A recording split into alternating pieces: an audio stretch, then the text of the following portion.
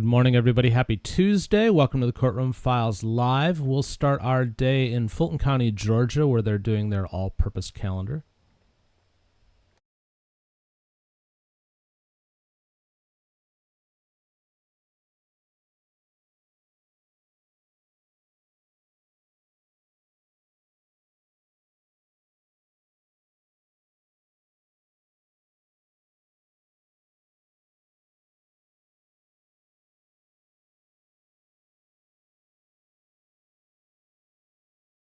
Will be on shortly. Okay. Judge, probation will be handled by JCS, so we don't need Deputy Falk for those. What do you want to do, ASG Scirocco? Do we have any positions for 22 through 41 in the Right. courtroom?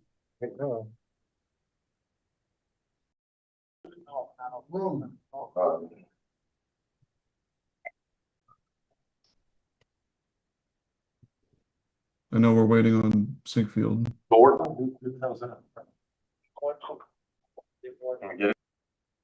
We can readdress Mr. Sinkfield.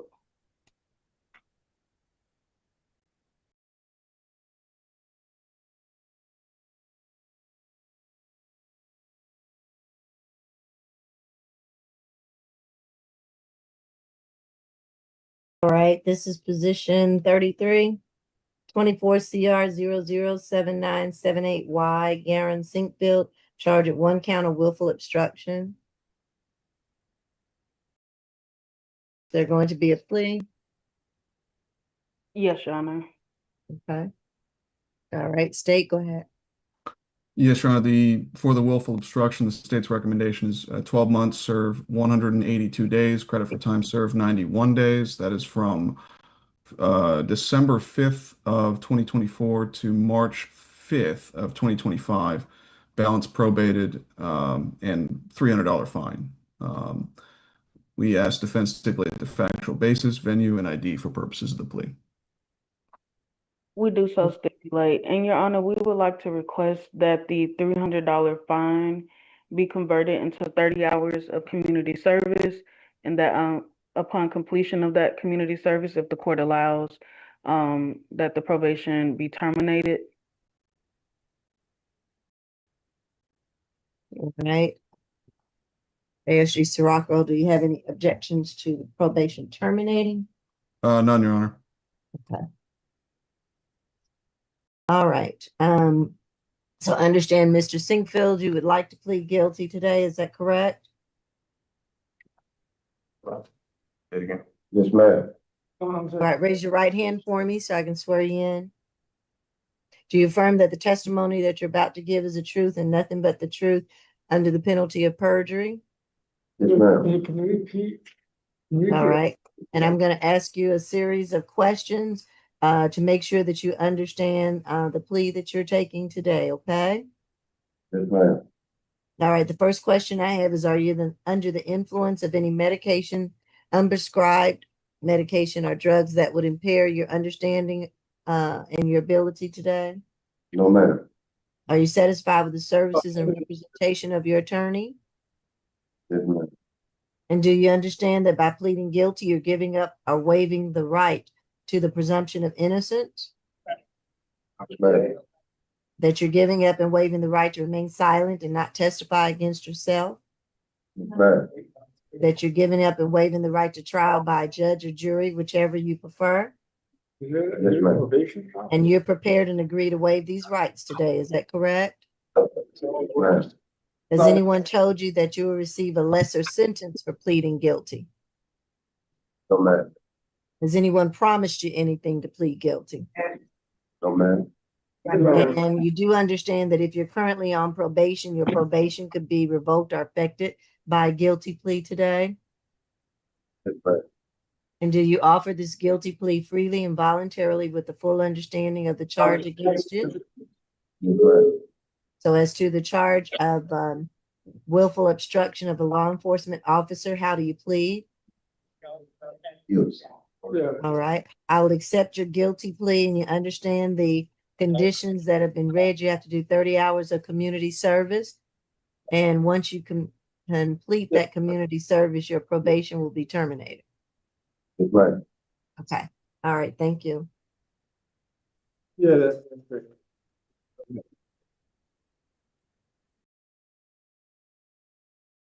Next is position 41, Mr. Young.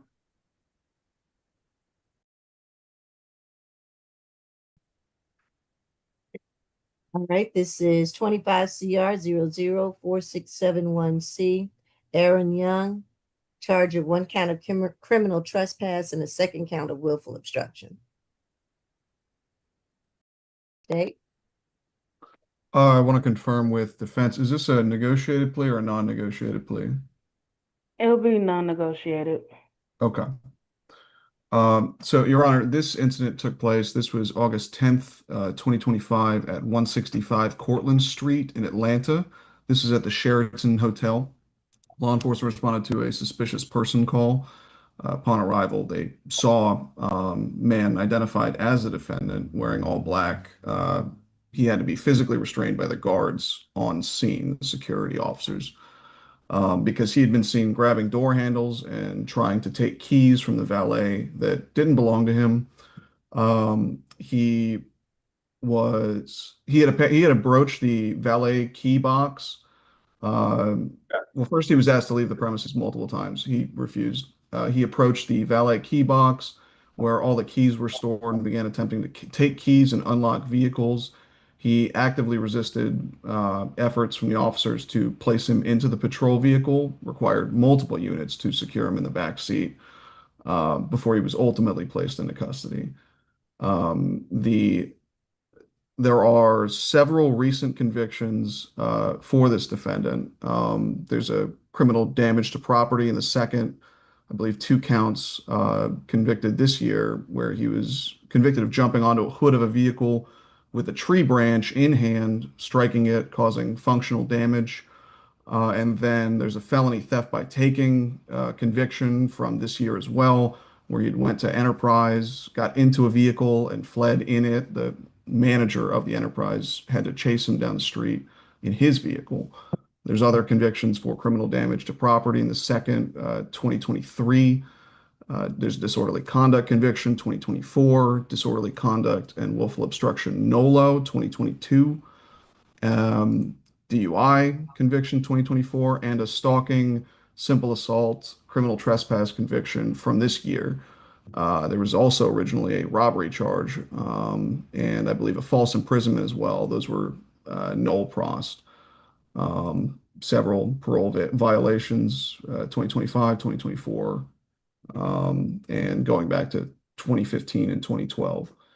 So he clearly has an issue, whether it's the structural integrity of other vehicles or the theft of other vehicles. This is part of a broader problem here with this defendant. So the state's recommendation is 12 months on count one, the criminal trespass, 12 months served 60 days. Credit for time served 15 days. That is from August 12th of this year to present. Balance probated. Op 21 law and decision making course. Stay away from Sheraton Hotel at 165 Cortlandt Street, Northeast Atlanta. No further contact with the employees of the Sheraton Hotel, and 40 hours community service. Count two would be 12 months. This is the willful obstruction, 12 months probation concurrent with count one and a $300 fine. On that, we ask defense stipulate the factual basis, venue, and ID for purposes of the plea.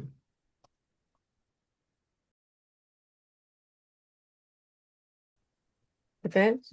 We do so stipulate, Your Honor.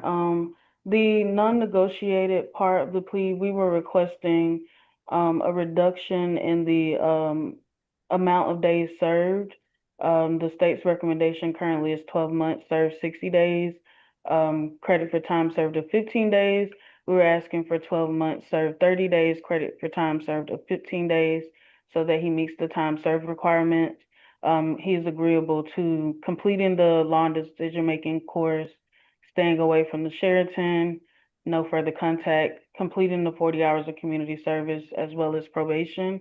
And we were asking the court if his $300 fine could also be converted into 30 hours of community service, He maintains that he wants to take responsibility for this, but he does have a family that he is urgently wanting to get out to return to. So we are asking the court to reduce the amount of days served. Because right now, ASG Scirocco, he would have how many more days to serve? Currently it would be 15 with the His- 2-for-1 credit. Right. Yeah, his history does concern me. Mhm. And so I'm going to deny that request and just continue with the state's recommendation that he serve 15 more days. I will convert the $300 fine to the 30 hours of community service. Mr. Young, did you want to proceed? I just wanted, when I was done paying the fines, can I get taken off probation? We would ask that he be allowed to go non-reporting upon completing all the terms. Right. I will let him go non-reporting once he completes the community service and the decision-making class. Okay. Okay. Yes, All ma'am. right. So are you ready to take a plea, Mr. Young? Yes, ma'am. Okay. Raise your right hand for me. Do you affirm that the testimony that you're about to give is the truth and nothing but the truth under the penalty of perjury? Yes, ma'am. All right. Put your hand down for me. I'm going to ask you a series of questions to make sure you understand what you're pleading to today. The first question is, are you under the influence of any unprescribed medication, drugs, or alcohol at this time that would impair your understanding? No, ma'am. Are you satisfied with the services and recommendation of your attorney? Yes, ma'am. Do you understand that by pleading guilty, you're giving up and waiving the right to the presumption of innocence? Yes, ma'am. You're giving up and waiving the right to remain silent and not testify against yourself? Yes, ma'am. That you're waiving and giving up the right to trial by judge or jury, whichever you prefer? Yes, ma'am. And you are prepared and agree to waive these rights today, is that correct? Yes, ma'am. Has anyone told you that you will receive a lesser sentence for pleading guilty? No, ma'am. Has anyone promised you anything to plead guilty? No, ma'am. And do you understand that if you're currently on probation, your probation may be revoked or terminated because of this guilty plea today?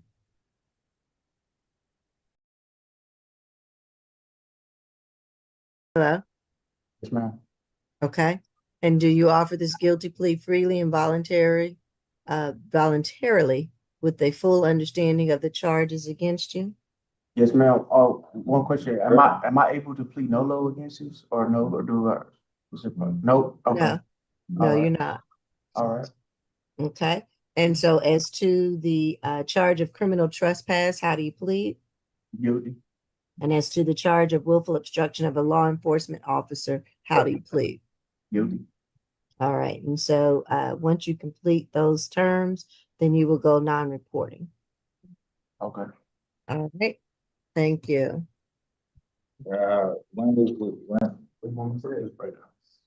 Next, our positions 27 and 28. Mr. Reeves.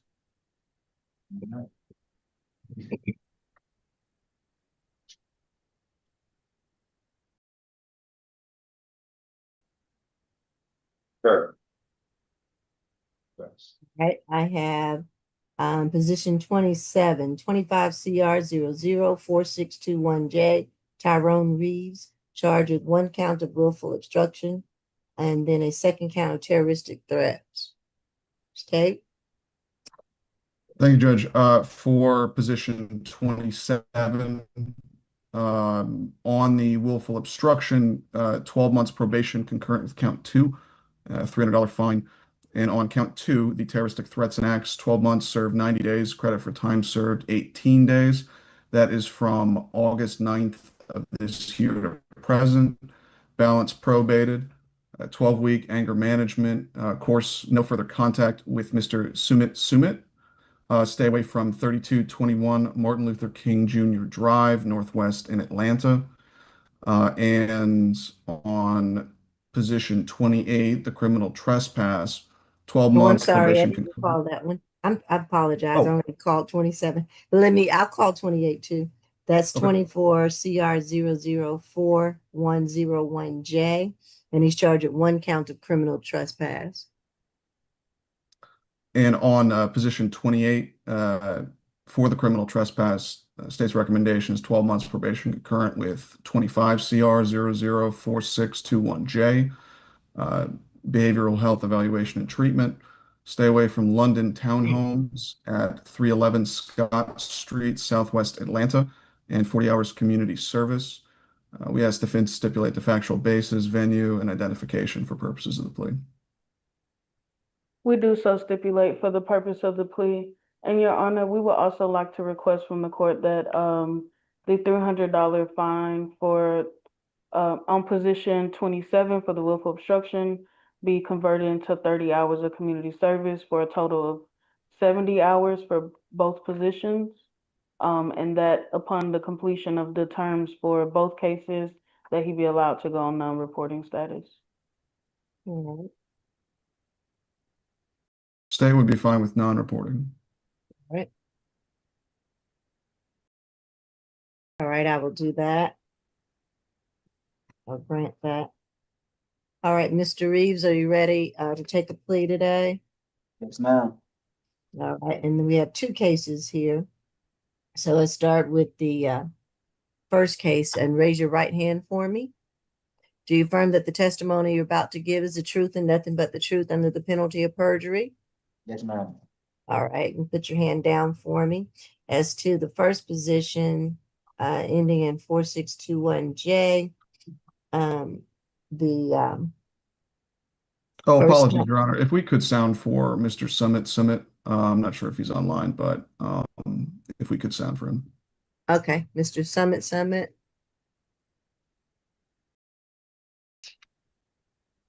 Okay, I think that he's here. All right, and I understand if you want to plead guilty today, Mr. Reeves, that I'm going to ask you a series of questions to make sure that you understand the plea that you're taking today, all right? Yes, ma'am. All right, first question is, are you under the influence of any unprescribed medication, drugs, or alcohol at this time that would impair your understanding? No, ma'am. Are you satisfied with the services and representation of your attorney? Yes, ma'am. Do you understand that by pleading guilty, you're giving up and waiving the right to the presumption of innocence? Yes, ma'am. That you're giving up and waiving the right to remain silent and not testify against yourself? Yes, ma'am. That you're giving up and waiving the right to trial by judge or jury, whichever you prefer? Yes, ma'am. Are you prepared and agree to waive these rights today? Yes, ma'am. Has anyone told you that you'll receive a lesser sentence for pleading guilty? No, ma'am. Has anyone promised you anything to plead guilty? No, ma'am. And you understand that if you're currently on probation, your probation could be revoked or affected because of this guilty plea today. Yes, ma'am. And do you offer this guilty plea freely and voluntarily with the full understanding of the charges against you?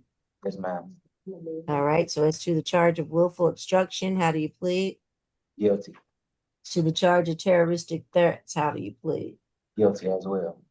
All right, and as to the second case ending in 4101J, how do you plead to the charge of criminal trespass?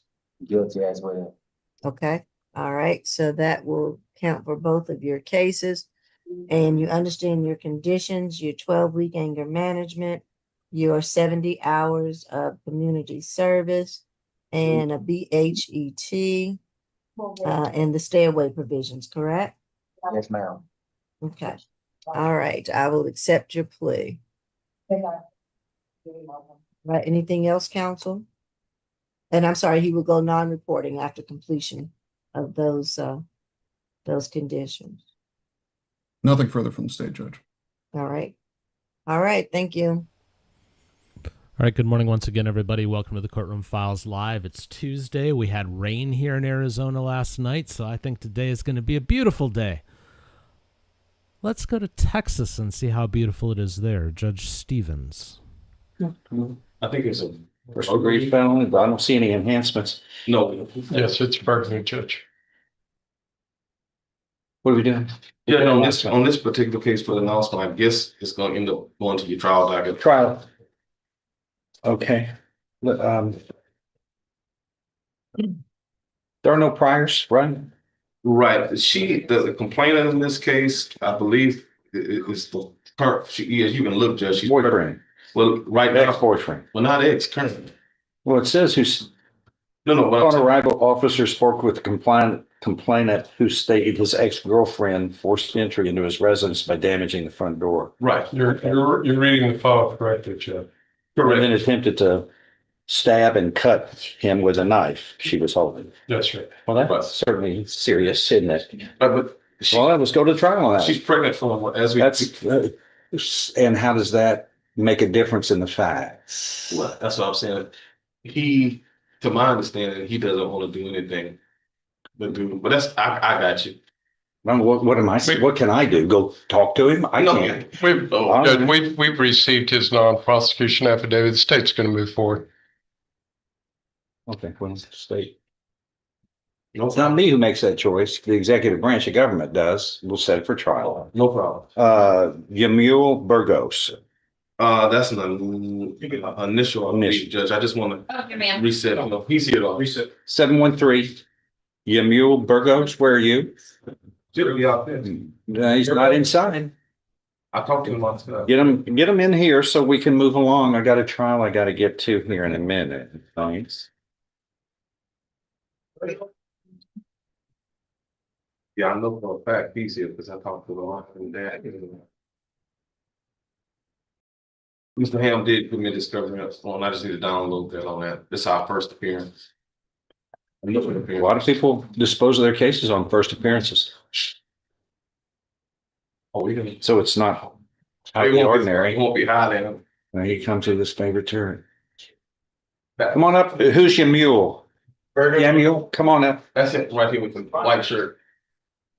Which one again? Right here. It looks like a sweater. That guy's got a white shirt. That's a sweater. That's a good looking sweater. It's kind of beige. You're Yamul Burgos. Yes, sir. You're charged with in 25 CR 713 third degree felony deadly conduct.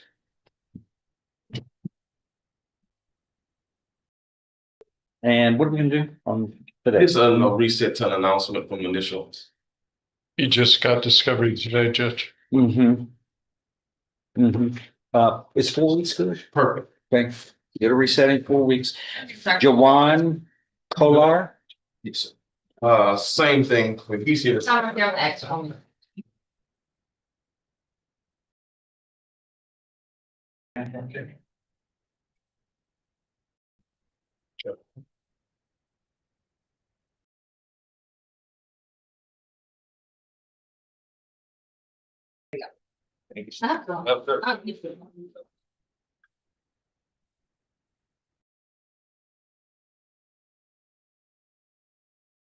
All right, Jawan Kolar. So what are we doing today? Same thing with him. Mr. Ham gave me discovery on him. So Here, this is 25 CR 722. The defendant is charged again, third degree felony, unlawful possession of a firearm by a convicted felon. So that carries with it up to 10 years in prison. You want it on an announcement? yeah, announcement from Okay. initial. All right. Yeah, get a resetting on the announcement. You sit right over there before you. We're going to drug test him. Since y'all were loaded with drugs when we arrested you. This happens. Sit over there. Okay, Cedric Marsh.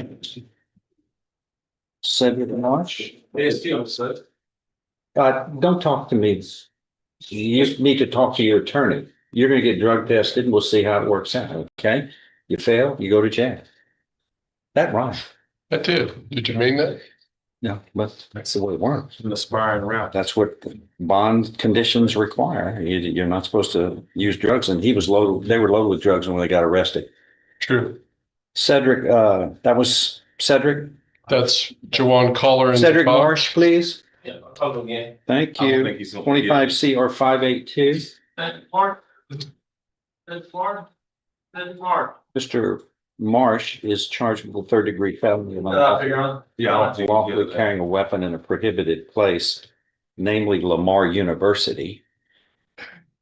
What's his bond? Please.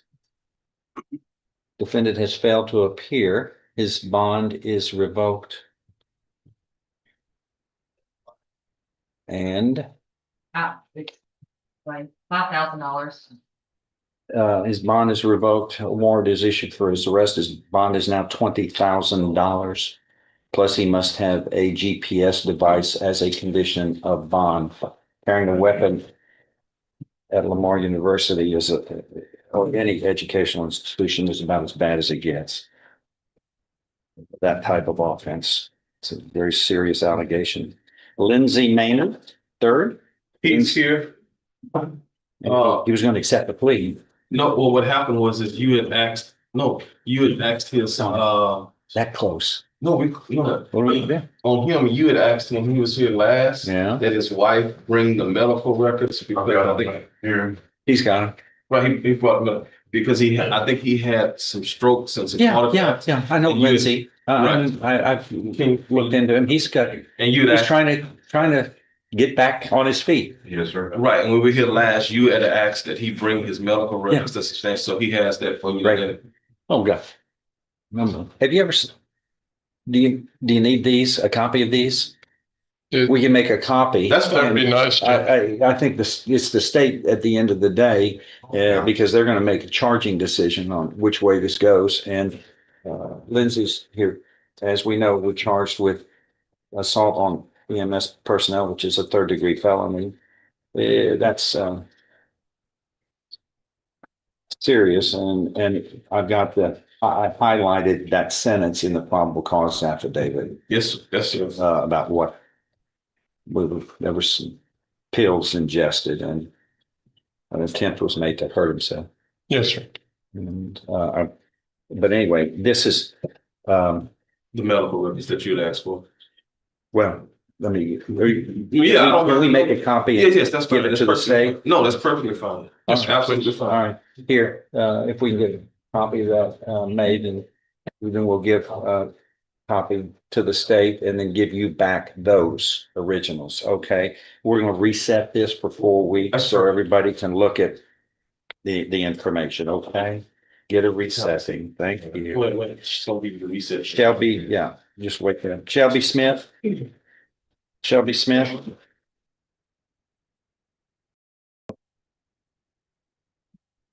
Shelby Smith? Is she? She's coming. Is that her? He's coming.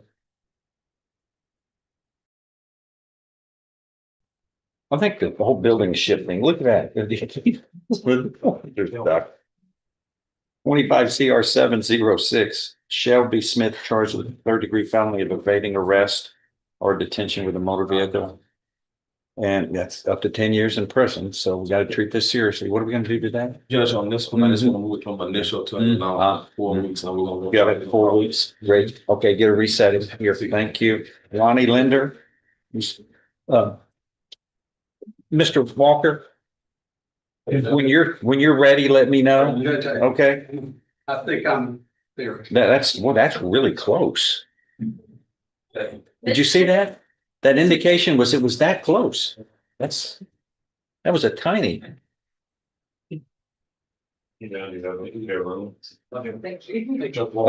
Lonnie Linder, is that you? Have you seen your attorney today? Is Peter Mr. Doyle? Dole? Yeah, I hadn't I seen haven't him. heard nothing out of Well, him. he's supposed to be here at 9 o'clock. Judge, his health issues, I don't know if he's been released. He's He's had all those health issues. I don't know where his status. He's not in here a lot. So I haven't I heard tried anything. calling him and everything, and he's not answering or nothing. I think if you just sign on that X right there. I know. We're copying those medical records. copy of this kind of song. Yeah, you're gonna. get a copy. Yeah, I haven't seen him since I heard he went in.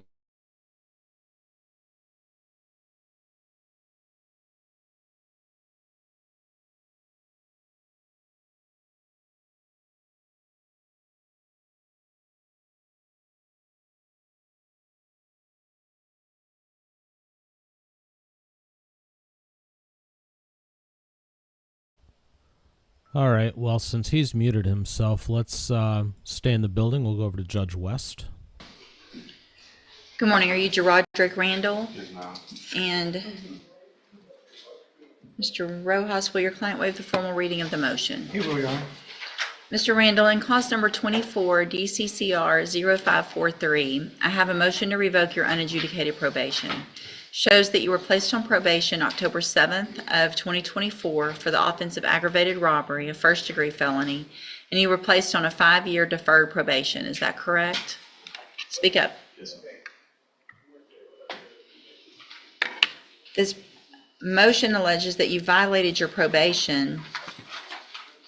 Count 1 alleges that you were arrested for the offense of unlawfully carrying a weapon on May 3rd of 2025, and is that true or not true? True. Count 2 alleges that you were arrested for the offense of evading arrest or detention May 3rd of 2025, and is that true or not true? True. Count 3 alleges that you possessed a drug, marijuana, May 3rd of 2025, and is that true or not true? Count 4 alleges that you failed to provide verification of completing community service hours. Is that true or not true? True. Count 5 alleges that you did not provide verification of entering and successfully completing the anger management program. And is that true or not true? Judge, count 6 is duplicative of earlier counts. We can abandon 6. Okay, state abandoned 6. Count 7 alleges that you failed to provide verification of attending a drug and alcohol awareness course. Is that true or not true? Count 8 alleges that you failed to abstain from the use of any and all intoxicating substances, including alcohol, and that you provided a urine sample April 2nd of 2025 that tested positive for marijuana. And is that true or not true? True. And then count 9 alleges that you're behind in your court-assessed fees. And is that true or not true? Did you enter your pleas of true to counts 1, 2, 4, 5, 7, 8, and 9 freely and voluntarily? And did you plead true to those counts because they're actually true? Yes. And so I have some documents here on the computer that have your signature on them that shows that it looks like you've made an agreement for me to continue your probation and send you to ISF cognitive track. Is that your understanding? Yes, ma'am. Judge, I realize it's troubling that he's committing misdemeanors and has a gun on him when he's on probation for aggravated robbery. I also know that the court could sentence him up to life for 99 for violating his probation. So this, to me, appears to be a one opportunity for him to get his life right before he's locked up for most of it. So here's what I want to do. I want to get an updated report. I want a little more information about that new offense, PC and some things like that. And then I'll decide if I'm going to go along with this when we come back at sentencing. So I am going to reset the case for sentencing. I want to get more information about those new offenses and what's been going on, and then I'll determine whether or not I'll follow that agreement. It appears, at least for now, that you don't have any substantial, is there any? There's Anything? one very minor Okay. write-up that was provided today for horseplay. Okay, Soap, Judge. so it's very important that I don't have a stack of incident reports in front of me when you come back. It looks like you've been doing well. It is very important that you continue to do that, because that could influence me one way or the other as well. Okay? All right, you can go back with the bailiff.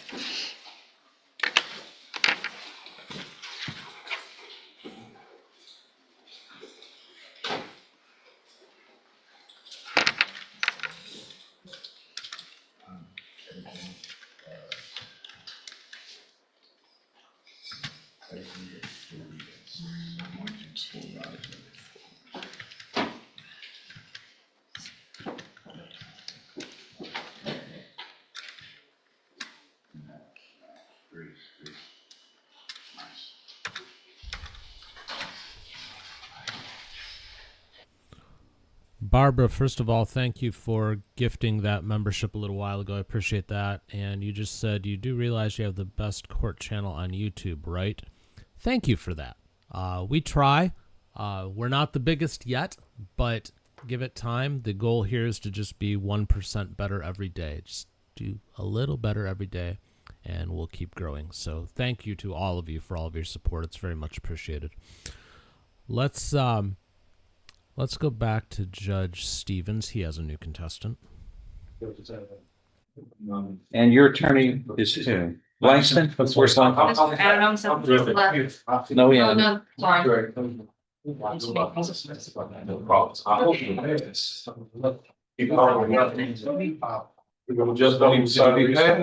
failed. We got THC marijuana in the system. He knows it. He knew it. Yeah, you can just tell. What's his bond? Hold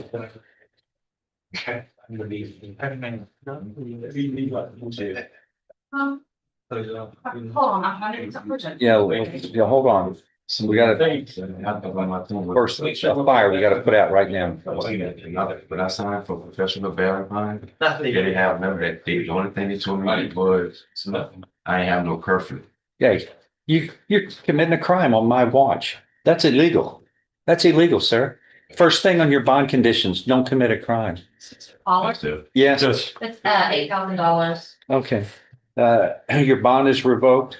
It is double to $16,000. Plus, you must have a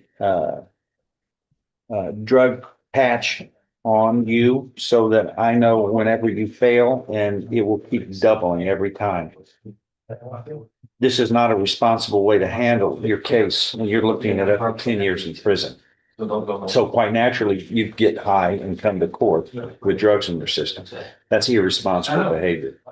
That's not the way to fix this mess. You're done. All right, those are the orders of the court. I'm going to reset this for 2 weeks or another hearing, because when they're high, I'm not going to have a hearing because they're not acting responsibly. And I don't want somebody to say they were high on drugs. How do they know what to respond in a hearing? Until you sober up, you're going to be in jail.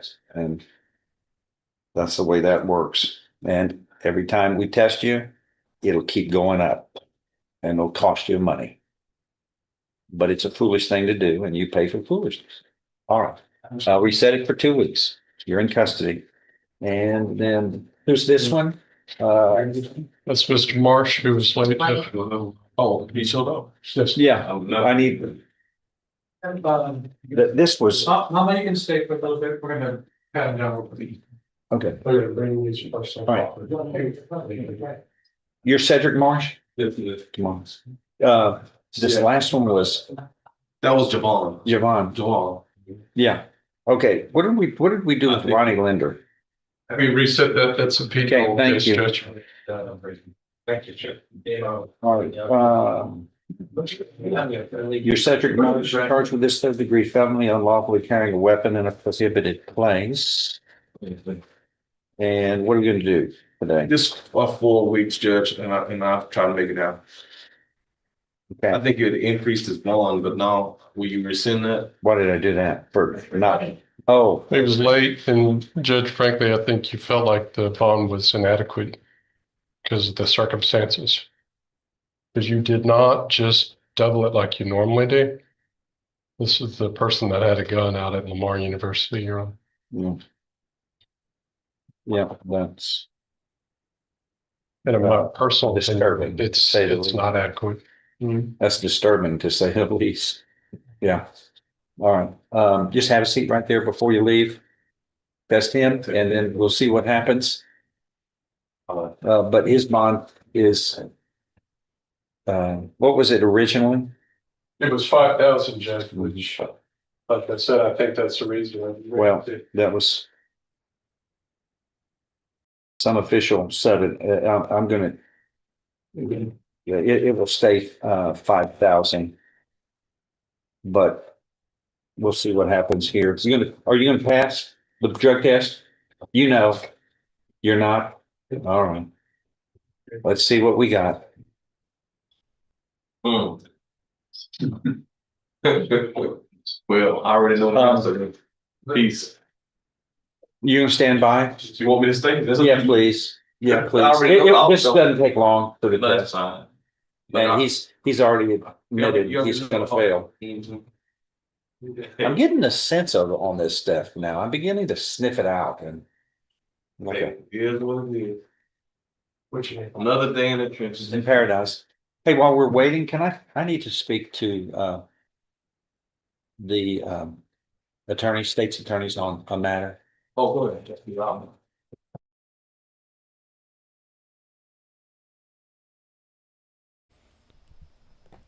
All right, well, he does what he needs to do. We'll stay in Texas, but go say good morning to Judge Boyd as we try to do 9 to 11% more of her content. All right. Have you done a trial court certification? Doing it right now, Judge, if you need it. Yes, yes.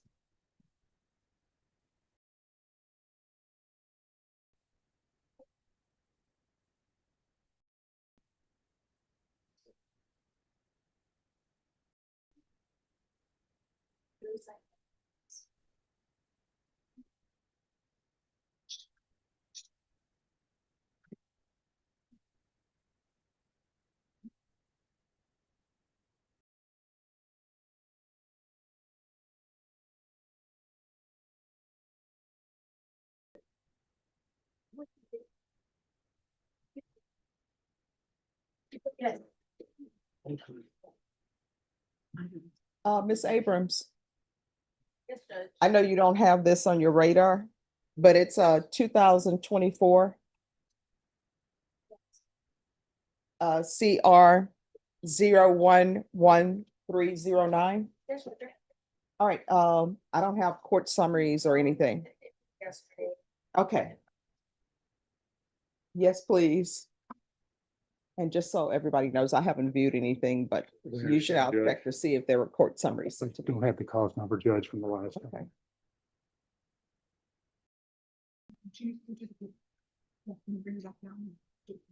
All right, court is calling 2024 CR 011309, State versus Daniel Cantu Jr. Can I have parties announced for the record? Lauren Espinoza for the state. Michael Dwight going for the defense, Your Honor. And are you Daniel Cantu Jr.? Yes, ma'am. Are you all ready to proceed on the motion, counsel? Yes, Your Honor. Did you review the document entitled Motion to Enter Adjudication of Guilt and Revoke Community Supervision with your attorney? Did you understand it? Yes, ma'am. Are you the same Daniel Cantu Jr. who's placed on deferred adjudication in 2024 CR 011309 for the offense of possession of a controlled substance penalty group 1 to 4 grams on January 7, 2025 for a period of 4 years? Is that you? Yes, ma'am. All right, state, you may proceed. State's proceeding on violated condition number 1, which reads on or about the 19th day of July, 2025. In Bexar County, Texas, the defendant, Daniel Cantu Jr., committed the offense of terroristic threat in violation of condition number 1. How do you plead to that? True or not true? True. And do you waive the other allegation? Yes, Your Honor. No Any objection, Your Honor. objections to waivers? Did you understand by pleading true to violation of condition number 1, the court could find it true, grant the motion, find you guilty, sentence you up to 10 years in the prison and up to a $10,000 fine? Yes, ma'am.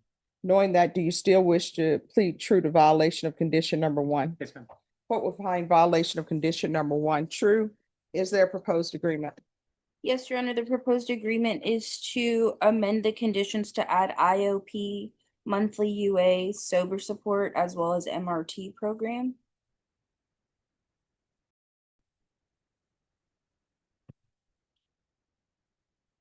All right. Are you asking the court to follow this agreement? Yes, ma'am. Are you waiving your right to appeal? Yes. All right. So what is going on with regards to this number 1, the terroristic threat? What is that about? I have been. But no. I'm asking the state. I don't know if your attorney wants you to say anything. If I could briefly summarize the Yes. evidence that's on the record, Your Honor. My client was driving around the North Star Mall, trying to find a parking space for work. He parked there, he tried to park, got in an argument with somebody else about the parking space, and he drove off. Security guard called the police and said the security guard thought he had been drinking before he was driving. He parked somewhere else and he went to work. And later on, he was arrested at work for a DWI third. And that's when he committed this terroristic threat. So right now we have a case where the police arrested for DWI when he did not see him driving at all. Okay. And there are blood tests in this matter, Your Honor. before we plead to DWI third, we'd like the blood results to come back.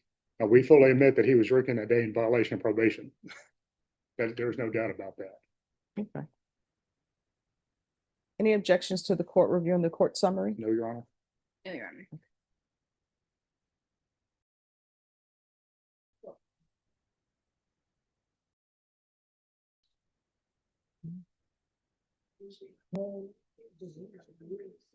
All right, and what are the conditions for the DWI?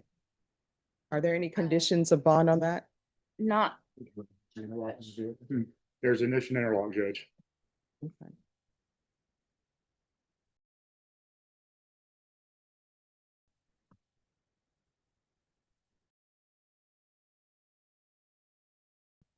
And Your Honor, that case is currently in the pre-indictment court. Terrorism threat is next door in number 15. Oh, it's in number 15? So it's a misdemeanor? Yes, Your Honor. Okay, I thought you said it was a felony. No, I apologize. It's a felony DWI. Yes, that's in pre-indictment court. Oh, okay. I apologize if I wasn't clear, Judge. All right.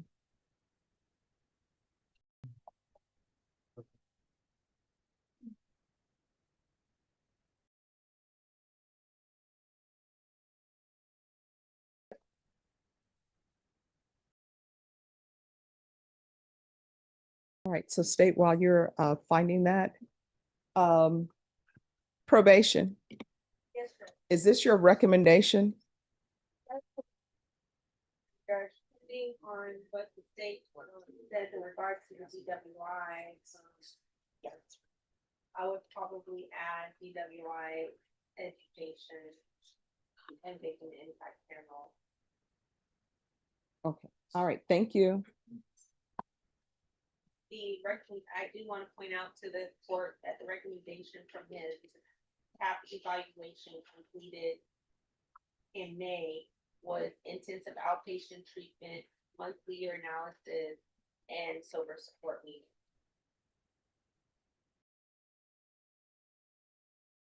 All right.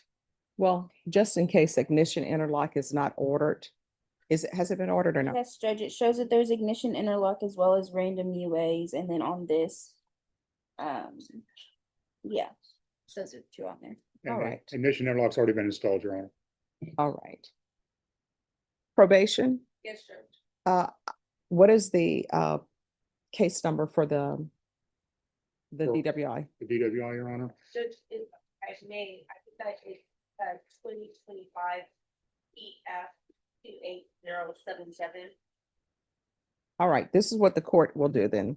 Court will deny the motion to alter and amend conditions to include intensive outpatient treatment, 60 sober meetings in 60 days, ignition interlock, and that ignition interlock probation is to be concurrent with 2025 PF 28077.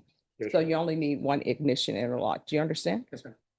And is this the only case that he has a warrant for? I believe so, Your Honor.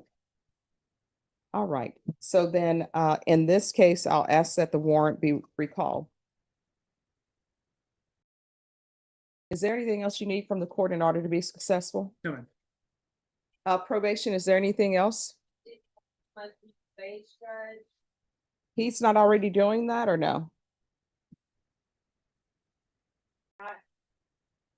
All right, there's to be monthly UAs, proof of employment within 45 days, no employment as a home health care provider or with minors, regular reporting, Zoom or in person, field visits one time per month for 6 months.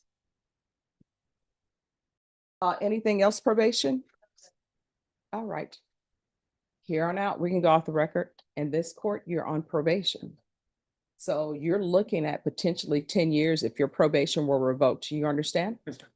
If there's something that you need to let probation know. If you feel they're not addressing the issue, you can come back and address it with the court. Do you understand? Yes, ma'am. All right, thank you.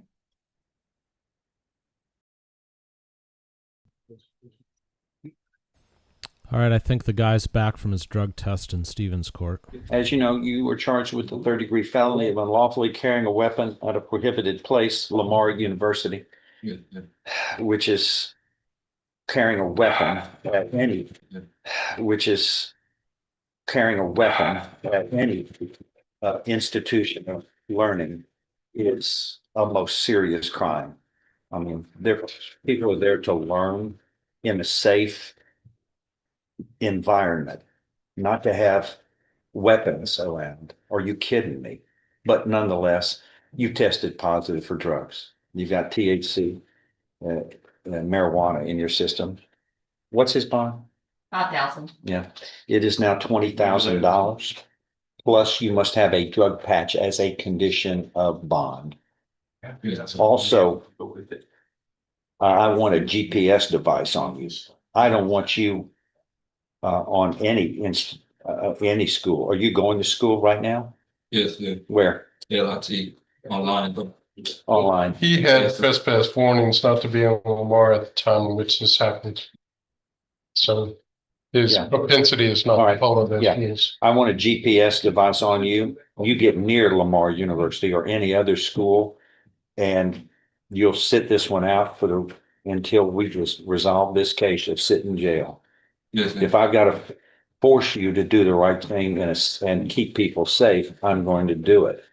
yes. But you ought to be a grown up enough to act more responsibly than this. And you're looking at 10 years in prison. I wouldn't want a day in prison. But it's $20,000 plus a drug patch plus a GPS device. I'm going to reset this for 4 weeks, one way or the other. That is all. Thank you, sir. We're interested in. Thank you. All right, let's get ready for trial. And thank you.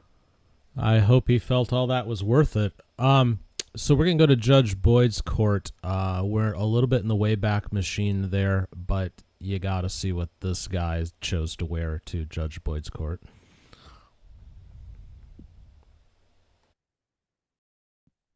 Good morning. Good morning. So where are we on discovery on these cases? On the case that I was initially appointed on in July, late July, I believe I have all the discovery on that case. Okay. So that is the 2025 CR 005466. Correct. And state in that case, did you tender an offer? An offer has been tendered, yes, Your Honor. All right. And then on the case that you've just been placed on, the 2025 CR 010071. State, have you uploaded all discovery?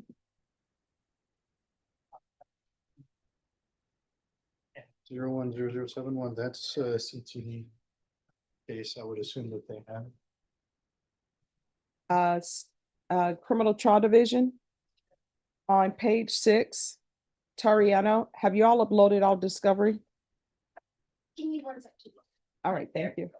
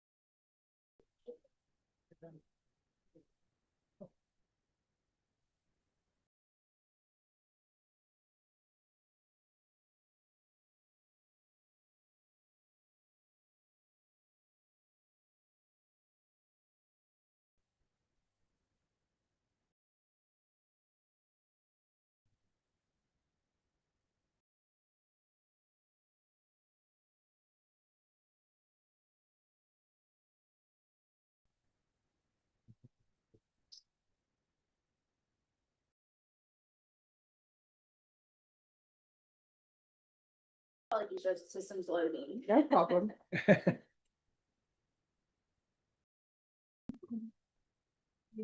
Oh, good. Oh, okay.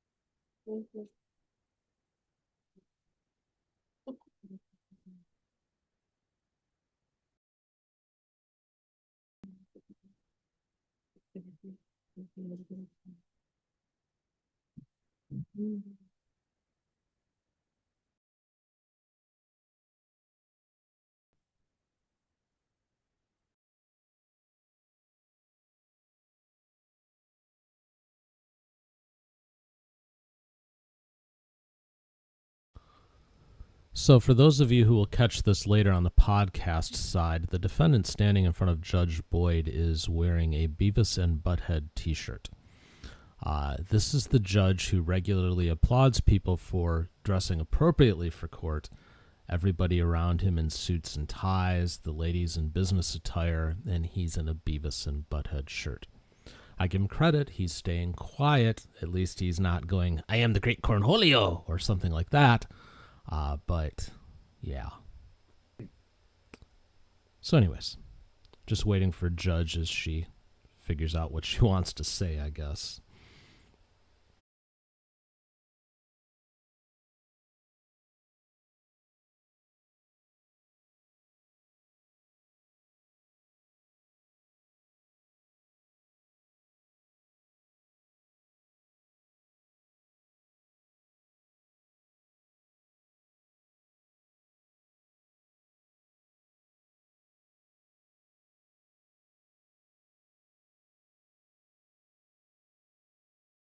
All right, so systems are moving slow. No problem, it happens. So based upon what I'm looking at on the docket and what that charge is, it should be uploaded. So if for some reason it's not uploaded, come back and let me know. And what we will do is I'm going to call this for a deadline date in 30 days. And y'all need to confer our docket. I need a 30-day reset for a plea deadline date. September 25th. So, sir, what will end up happening on that date, you'll need to let the court know whether or not you've reached an agreement with the state. If you have not reached an agreement at that time, your next court date is going to be a jury trial setting. Do you understand? Yes, ma'am. Do you have any questions about anything? Later on. All right, thank you. Thank you. Yes. How could she not have said something? I'm so baffled. She doesn't have her glasses on. Did she maybe just not fully see what he was wearing? I'm so confused. I can't believe she didn't say anything. If you can believe it, let me know in the chat. I cannot believe it. Let's go to Florida. Wade Mercer. Get this audio fixed. Today is August 26th. It's 8:29 a.m. Corporal Brown, good morning, sir. Can you see us okay? Yes, Your Honor, we can. And have you had a chance to play the first appearance video? Yes, Your Honor, we have. Perfect. Ladies and gentlemen, at the jail, I'm Wade Mercer. I'm the county judge in Jackson County doing first appearances this morning. As always, there are two attorneys involved in the first appearance process. We have Mr. John McDaniel, Assistant Public Defender, at the jail this morning. I know that you can see and hear him. I want to make sure you can see and hear our prosecutor today, Mr. Mitchell, so I'm going to ask that he introduce himself. Jake Mitchell on behalf of the state. Thank you. Everything seemed to be working good, Corporal? Yes, Your Honor. Perfect. We do not have any friends or family in the courtroom today, so we have Caitlin Osorio first. Mr. Osorio, good morning. Mr. Osorio, you're here for first appearance accused of one count of petty theft of between $100 and $750, and also one count of burglary of an unoccupied structure. Mrs. Osorio, there is probable cause for the charges, ma'am. And ma'am, I'm going to appoint the public defender's office to represent you for first appearance purposes. And let me ask you one question before I hear from Mr. McDaniel. The criminal history I've got shows no prior criminal history. Is that right, Mrs. Osorio? Yes, sir.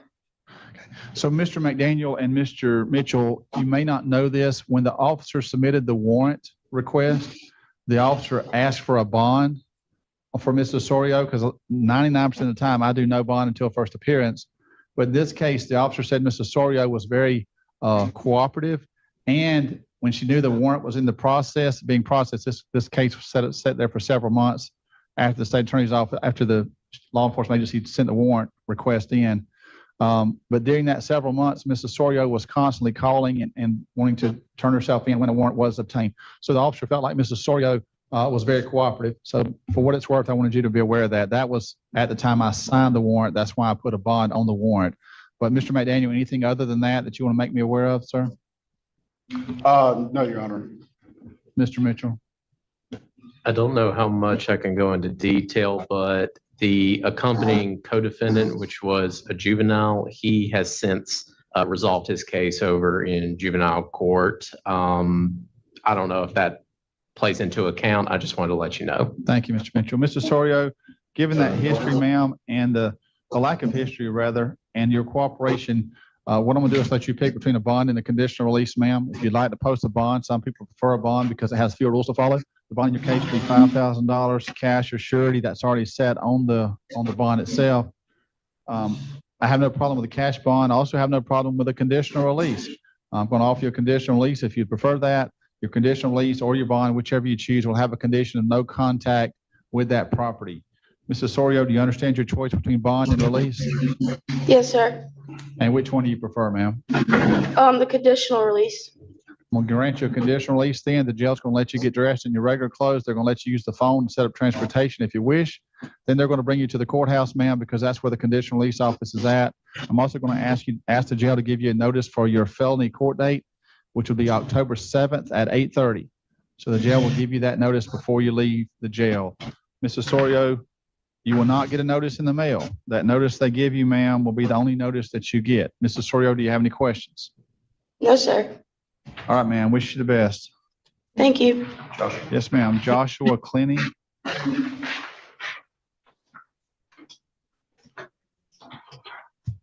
Mr. Clenny, good morning. Mr. Clenny, you're here because you've been accused of one count of fraudulent use of a credit card.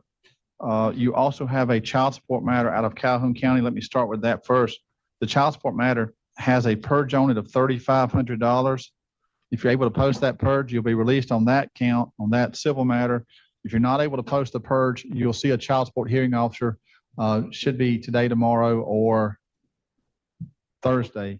Mr. Clenny, on the new charge, the felony fraudulent use of a credit card, there is probable cause, and I think you're entitled to a bond in that case, but let me see if the attorneys have any additional information before I set that bond. Mr. McDaniel? No, Your Honor. Mr. Mitchell? Nothing for the state. Mr. Mitchell, you have any opposition to a cash bond? No objection to a cash bond. Mr. McDaniel, you okay with a cash bond? Yes, Your Honor.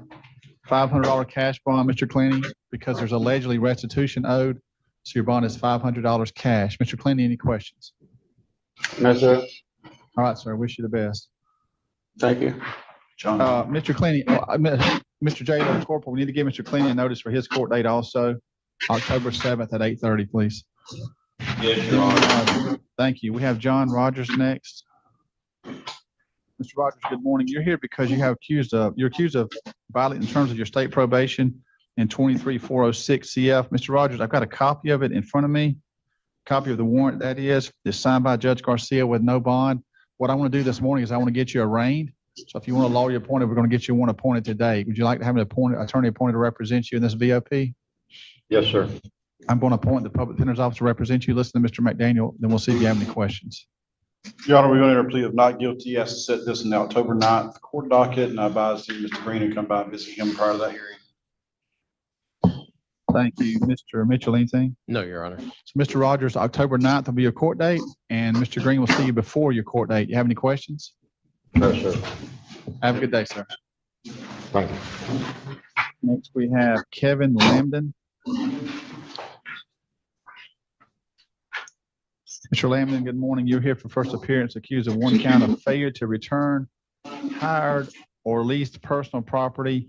Mr. Lambden, I've read the complaint. There is probable cause. I've also looked at your criminal history, Mr. Lambden, and the criminal history I've been provided shows that you've never been arrested or charged with a crime. Is that accurate? Yes, sir. I've never been in trouble. That's great. Great. So, Mr. Lambden, let me see if the attorneys have any additional information before I address your bond or release status. Mr. McDaniel? We just asked for a cash bond. Mr. Mitchell? No objection to a cash bond. All right, Mr. Lambden, I'm gonna let you pick them between the cash bond of $500 on this felony charge or a conditional release. I'm gonna offer the conditional release, but there's certainly many reasons people prefer a cash bond. If you do wish to do that, that's okay too. You do have a condition to have no contact with the business. Well, actually, yeah, I think that's the best way to do it. Rent center. The rental centers. You don't, let me ask this question. I don't want to interfere with other business issues. Do you have anything other than this one item they're accusing you of? Do you have anything else you have to deal with them for? Any other rental property, rent-owned property? No, sir. Okay. That wasn't Someone put a stored. condition. Just no contact with them at all while this case is pending. If they want contact and you want contact, I certainly will modify that, but I don't want to assume that at this point. But if you post a $500 cash bond, you'll be released if you choose the cash bond, that is. Mr. Lambden, any questions? No, sir. And you do want to go with the cash bond, is that correct? Yes, sir. I just need to make a call. I'm going to ask the jail to give you a notice for your court date. October 7th at 8:30 a.m. will be your court date. They'll give you that notice. You will not get a notice in the mail, sir. That'll be the only notice you get. Any questions? No, sir. All right, have a good day, sir. And that was $500 cash? Yes. Okay.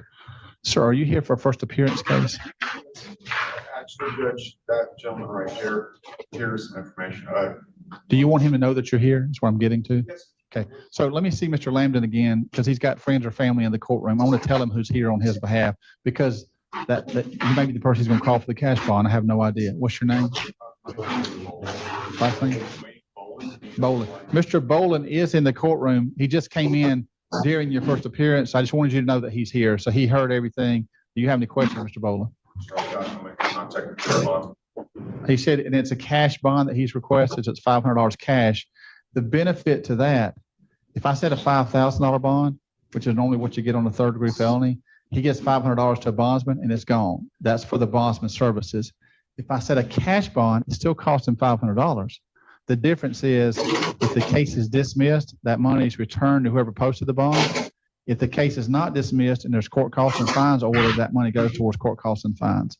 So if there's restitution owed, a lot of times I'll set a cash bond if the state and defense are in agreement with it. So he's got a $500 cash only bond. So you said something about contacting a bondsman, just be aware of that. Yes, he's got some personal things that might help you. There's no conditional bond for him because he does have a medical condition right now. He just got out of chemotherapy this last week. And yeah, he was offered a conditional release with no bond, but he has to be under supervision of the court, and he chose the cash bond instead. It has a lot less rules to follow. That's why most people prefer it. Okay. As soon as the $500 is posted, he'll be released immediately. Okay. And that's where he pays the $500. Yes, $500 cash bond is paid at the jail. yes, sir, Okay. So he says he's going to take care of it, sir. Okay. Thank you for coming. Thank you. God bless you. Thank you, sir, for coming. Are y'all here for a first appearance case, or are you here for that 9:30 docket? Okay. Then we have Cody Biller. Mr. Biller, good morning. You're here because you were charged with a new trespass. It looks like you were held for Franklin County to see if they were going to do anything with a warrant. I found a warrant in the system this morning. The judge in Franklin County has signed a no bond warrant, Mr. Biller. So you've still got your local charges here. You now have a hold for Franklin County with no bond. If you post the bond here, you'll go to Franklin County and deal with that. If you're not able to post the bond, you'll deal with the charges here first and then deal with Franklin County later. Mr. Biller, do you have any questions? About the trespass, take it to trial. Yeah.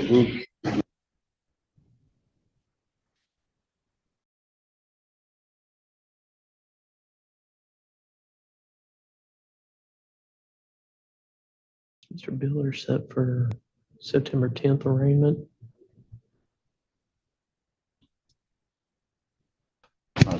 No questions, John. All right, good luck to you. All right, wish you the best, Mr. Biller. I don't know if Mr. McDaniel is getting on the jail docket if he doesn't post bond. All right, so Mr. McDaniel, it's everything I had on my list. I certainly may have missed something. It wouldn't be the first time. Anything else, Mr. McDaniel, I missed? Nothing else, John, and if y'all want to put him on the jail docket, that's fine. I mean, it's whichever is. All right, looks like they're wrapping up there. Let's go to Adams County, Colorado. There we go, where they are doing bond hearings, I believe. Charged with committing.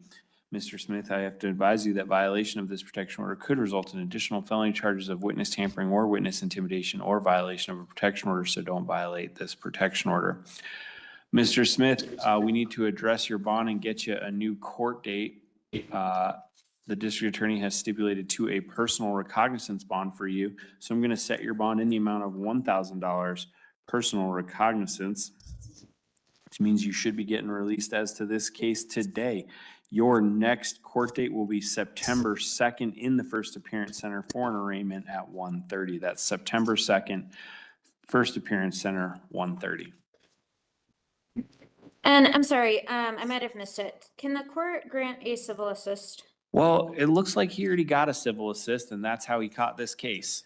I think that was when he was just being served with the protection order, is my reading of the affidavit. Yeah, but they let you do that civil assist right then and there. It says basically in there that he got the civil assist. Right, but then they just arrested him. Well, no, they arrested him on his way out when he was finishing the civil assist. Mr. Smith, do you see how hesitant I am to let you go back near that house? I will authorize one civil assist for Mr. Smith. Let's hope that he can behave himself while he's getting his stuff out. Those only last 15 minutes, Mr. Smith. Make sure to prioritize. Thank you. That's your next court date. Thank you. Sir. All right, other than Ramos, that gets me through my stipulated personal recognizance bonds. We can call those interpreter matters when Ms. Gaffigan is ready. If you folks are ready to start, we can start with Edwin Abuji. This is 25 CR 2450. I think the person at the jail needs to join the breakout session, if someone's able to help with that. Make sure you join the breakout. Thank you.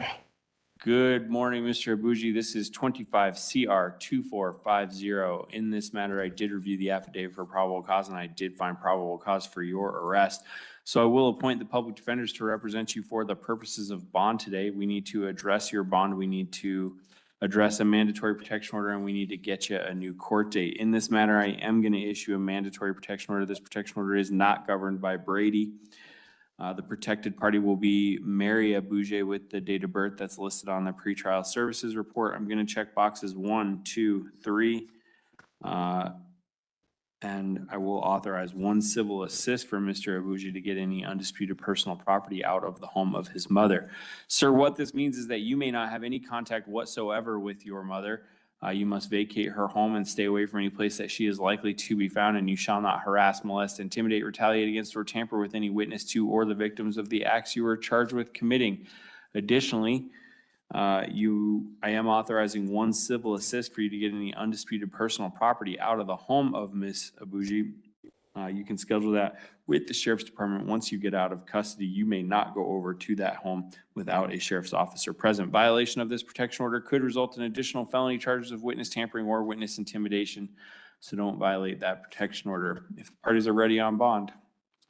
Thank you. We're asking the court to significantly reduce the bond. And just so the court is aware, he does prefer to be addressed just as Edwin. So Edwin has a CPAT risk category of only a 2. I do believe that should be an even lower score. Edwin does have a phone. It is currently, I think, in his property with the police, but he has that phone and will have it when he is released, which reduces this by 5 points, and will help him to stay in contact with counsel and make sure he is able to communicate about everything related to his case. He has been in the area for 15 years, so it is a significant amount of time. This is his home. He is not a flight risk. The last FTA listed on the CPAT is from 2023, so already years ago. Edwin has been applying for jobs. He has been out of work for a while and doesn't have much of an income to post a higher bond amount, but he has been applying to jobs actively. He needs to be able to respond to any interview requests or follow-ups on those applications, and so he needs to get out of custody. So we are asking the court for a significantly lowered bond. Thank you. Thank you for the people. Thank you, Your Honor. The people are asking that the court set bond at schedule here. I did note looking through the CPAT, There is a history of prior assaultive behavior as well as a failure to appear, at least from 2023. The allegations in this case are concerning, including the threats made to the victim's life and the fact that the victim is of an at-risk age. The people do have victim safety concerns, so I believe that the scheduled amount here is appropriate. All right, thank you. I have reviewed the affidavit for probable cause in this case as well as the pretrial services report, and I've listened to the arguments of counsel. I note the CPAT risk category 2, the total score of 37. I also took a look at the criminal history listed on the back of the pretrial services report. My main concern is for victim safety in this case, given the advanced age of Edwin's mother and the allegations in the complaint. I think that bond is appropriately set at $10,000 cash or surety. Edwin's next court date will be August 28th in Division R2 for return on filing of charges at 1:30. That's right. I'm sorry, what day was that? August 28th, R2, 1:30. Thank you. That's right. Yes, this is your copy. Could I please be made a co-host again? Yep, we'll work on it, Ms. Gaffigan. Thank you. All right, court's going to call People versus Jose Acevedo.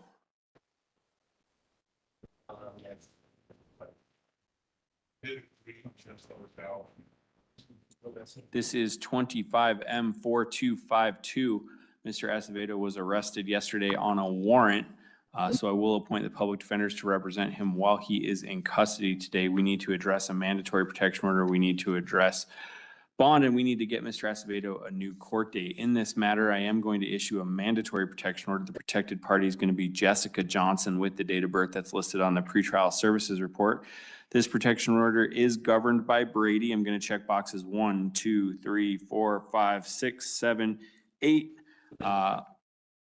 Mr. Acevedo, what this means is that you may not have any contact whatsoever, either directly or indirectly, with Ms. Johnson. You must vacate her home and stay away from any place that she is likely to be found. You shall not harass, molest, intimidate, retaliate against, or tamper with any witness to or the victims of the acts you are charged with committing. Additionally, you may not possess, purchase, or control a firearm or any other weapon or any ammunition, and if you have any of those things, you must relinquish them to the appropriate authority within 24 hours of your release, and then file proof of relinquishment within 7 days after that. You shall not possess or consume any alcoholic beverages or controlled substances without a valid prescription, and you shall not take, transfer, conceal, harm, dispose of, or threaten to harm any animal owned, possessed, leased, kept, or held by any victim or witness in this case. Mr. Acevedo, a violation of this protection order could result in additional felony charges of witness tampering or witness intimidation or another charge of violation of a protection order, so don't violate that protection order. We need to address bond for Mr. Acevedo, and we need to get him a new court date if the parties are ready on bond. Thank you. We're asking the court to consider a personal recognizance bond for Mr. Acevedo. I think the court might be aware of this, but Mr. Acevedo is here before the court today because he went to his court date yesterday at 1:30 p.m. and he was arrested while he was in court. So I think he is showing that he understands he needs to make it to his court dates. He is making it to his court dates. He is actually living in Edwards, Colorado with his mother right now. It's a residence where he is able to stay away from the protected party and comply with that protection order. And it is quite a ways away, but because he has his license, a car, he is able to make it to those court dates and made the considerable drive to get to court yesterday. His car is still in the courthouse parking lot along with a lot of his items, including, I think, his wallet and his personal cell phone. So he does need to be able to obtain those. And looking at the pending cases listed on the CPAT, there are no failures to appear. Again, he is making it to his court dates. He is spending his time working. He has 2 jobs, working as a tow truck driver, which he has been doing for about 13 years. And also working now as a tire tech manager at Costco for the last 2 years. He is supposed to be at work today and unfortunately hasn't been able to speak to anyone yet. So he needs to get out as soon as possible to make sure he keeps those jobs and that stability. He also has child support payments that he's responsible for of about $400 every 2 weeks, $800 every month. So there are people who are relying on him as well. I do think that the CPAT category should actually be a category 3. He does help contribute to rent payments with his mother. He pays half the rent, $1,000 every month. And I'm not seeing any pretrial supervision. So I believe the CPAT score should be a 40 category of 3. We are asking the court to consider a personal recognizance bond. Thank you for the people. Thank you, Your Honor. And Your Honor, the people have pretty significant concerns when it comes to Mr. Acevedo. I would note it appears he has picked up 3 domestic violence cases in just a matter of weeks, I think it looks like. I did take a look. There is the case out of Eagle County with charges of stalking that involves the same victim. There's also the other case here out of Adams that includes the same victim, domestic violence charges and harassment, telephone threats, as well as a protection order violation. Your Honor, the victim has extreme concerns for her own safety. In this case, there were threats to show up with a gun. Mr. Acevedo does appear to already be a habitual domestic violence offender. And so we are asking that the court set bond at schedule as a secured bond. We're also asking for conditions of GPS monitoring to ensure victim safety at this point, given that the protection orders have not sufficiently done that. All right, thank you. I have heard the arguments of counsel. I did review the affidavit in this case. I'm also familiar with Mr. Acevedo from yesterday when he got arrested in court. I recall that he had to be corrected several times to stop looking over his shoulder at Ms. Johnson, who was present in the courtroom. I share the people's victim safety concerns in this case, given what I've personally observed in court, as well as the 2 Adams County cases that I see from Mr. Acevedo. The fact that I agree with the people's characterization that he may be eligible for habitual domestic violence charges in this case, I do think that bond is appropriately set at $2,500 cash or surety. I am going to make GPS monitoring and SRP a condition of bond, given the number of cases we now have pending. That includes 25M 3966 out of Adams County, 25 CR 164 out of Eagle County. There's a civil protection order 25C 765 here in Adams County, and then we've got the DR case 25 DR 1117. That seems to be the genesis for much of the conflict here. I am concerned that this is escalating, and so I do think that those are appropriate conditions. So again, the bond will be set at $2,500 cash or surety with GPS and SRP as a condition of bond. Mr. Acevedo's next court date will be August 29th in Division R for an arraignment at 1:30.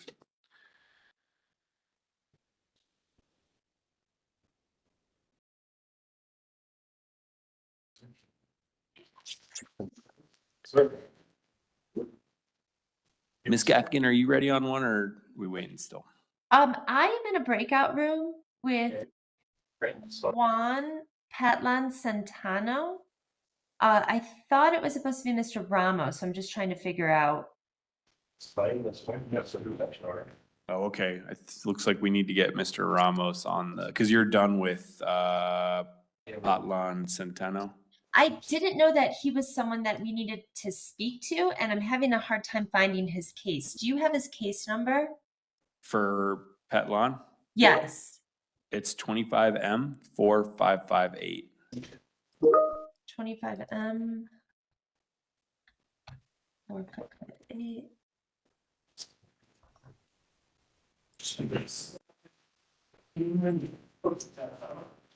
Okay. I can go back and speak with him because now I have his information, and then we can see Mr. Ramos. All right, you let me know when you're ready. Thank you. Okay, court's going to call people 2 matters for Joe Blevins.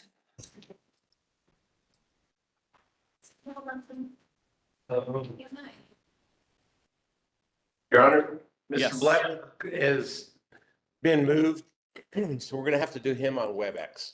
Okay, no problem. Just let me know. How about people versus Mia Cisneros? I think Ms. Staffigan spoke with Ms. Cisneros, but I can let the court know who I'm ready on if that works. All right, why don't we do that? I'm sorry, Ms. Cisneros, just have a seat. It's going to be a little bit longer. If we could call Mr. Lovelady's case, please. I'm sorry, Lovelady? Yes. Court's going to call 25 CR 1954. This is People versus Mark Lovelady. Mr. Lovelady, good morning to you. In this matter, you were arrested on a warrant, so I will appoint the public defenders to represent you for the purposes of bond this morning. We need to address your bond. We need to get you a new court date. Yes, sir. If the parties are ready on bond, go ahead. Thank you. Mr. Lovelady has a risk category of only a 2. Mr. Lovelady has been in custody on this warrant without any bond argument, I think since July 28th when he was first arrested. So it has already been a considerable amount of time. Was he extradited? I believe so, yes. Okay. He has a large family who is struggling without him. He and his wife have adopted multiple grandchildren. They're still raising 6 minor grandchildren right now. His wife is with them. She is 68 years old, but she had 2 strokes in July 2023 and continues to have serious health issues that stop her from doing a lot of the tasks that they really rely on Mr. Lovelady for. She can't drive. They're living in the country. They have a number of animals. She's not able to care for them. And so it's putting his family in a really difficult position, this time frame that he has been in custody. He does have adult children as well who will be able to help make sure he is able to get to court dates here in Colorado, who will be able to help him with that and make sure that he doesn't have any issues there. His oldest is a 32-year-old son who will definitely be able to help him out with that. Mr. Lovelady has some health issues himself. He is older. He has had multiple surgeries in the last few years. He is a very active member of his community. He's a veteran who served in the Army until 1986.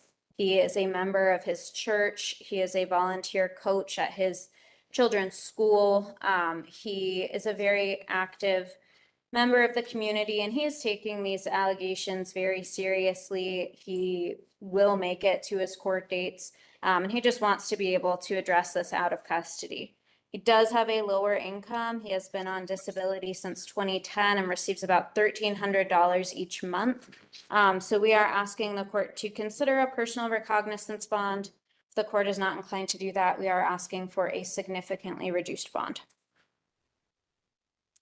Thank you for the people. Thank you, Anna. And the people are asking for a secured bond here. I would note there is some multi-state criminal history, albeit not super similar to the cases. The allegations of the case here, the allegations here are serious with a pretty significant amount of theft. And then I did just also want to note the necessity for the extradition here. So I do believe that a secured bond is appropriate given the level of these charges, as well as that out-of-state history in the extradition.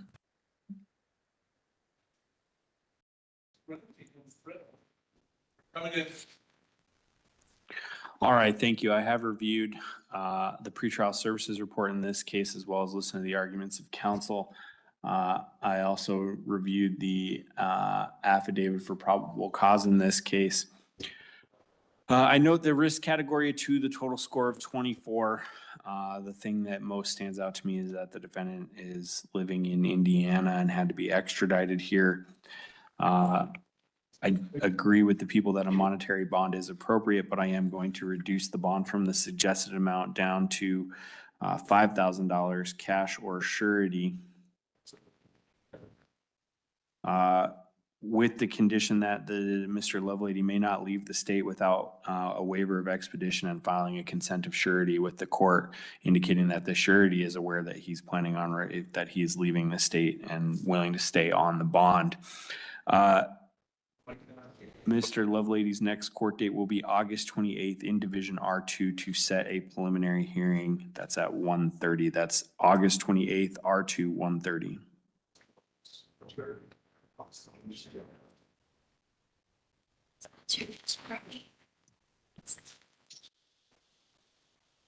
You're good.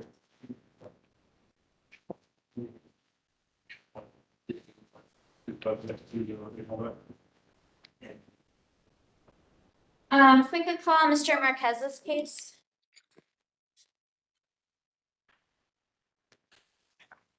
The court's going to call People versus Eber Marquez. This is 25 CR 1953. Mr. Marquez was arrested on a warrant in this case. We need to, so I will appoint the public defenders for the purposes of bond today. We need to address a mandatory protection order. We need to address bond, and we need to get a new court date. In this matter, I am going to issue a mandatory protection order. The protected party will be Brittany Valdez with the date of birth that's listed on the pretrial services report. This is a protection order that is governed by Brady. I'm going to check boxes 1, 2, 3, 4, 5, 6, and 7. What this means, Mr. Marquez, is that you shall not have any contact whatsoever with Ms. Valdez. You must vacate her home and stay away from any place that she is likely to be found. You shall not harass, molest, intimidate, retaliate against, or tamper with any witness to or the victims of the acts you are charged with committing. Additionally, you may not possess, purchase, control a firearm or any other weapon or any ammunition. And if you have any of those things, you must relinquish them to the appropriate authority within 24 hours of your release, and then file proof of relinquishment within 7 days after that. Additionally, you may not possess or consume any alcoholic beverages or controlled substances without a valid prescription. In this case, Mr. Marquez's violation of this protection order could result in additional felony charges of witness tampering or witness intimidation or violation of a protection order, so don't violate that protection order. We need to address bond for Mr. Marquez. Before we do that, though, I did take a look at 25M3157 because as I was reading the affidavit in this case, it was very, very familiar to me. And it appears that this case is nothing more than an upfile from 25M3157, where the top count was changed from a Class 1 misdemeanor to an F6 felony. So I guess my question for the people is, I don't know that this should have been filed as a new case. It should have probably or at least with a warrant, since it seems to be we're just upfiling one of the charges. I'm inclined to give Mr. Marquez a personal recognizance bond based on that, since he's already posted a bond and he appears to have been showing up for court. I don't know why we're doing it this way, but maybe perhaps the people can explain what's going on for me. I hope I can, Your Honor. Give me just one moment. I'm pulling up the case the court gave me previously, the case number. Let's see.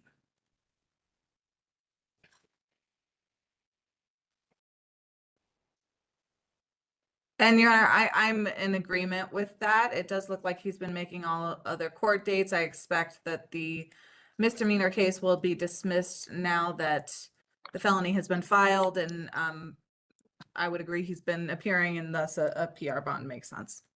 All right, I'm going to grant Mr. Marquez a PR bond. In this matter, it's going to be a $2,000 personal recognizance bond. Mr. Marquez, you're going to be released as to this case today. You shouldn't have to post another monetary bond. Your next court date, though, Mr. Marquez, will be August 28th in Division R2 to set a preliminary hearing at 1:30. That's August 28th, R2, 1:30. Hold on one second.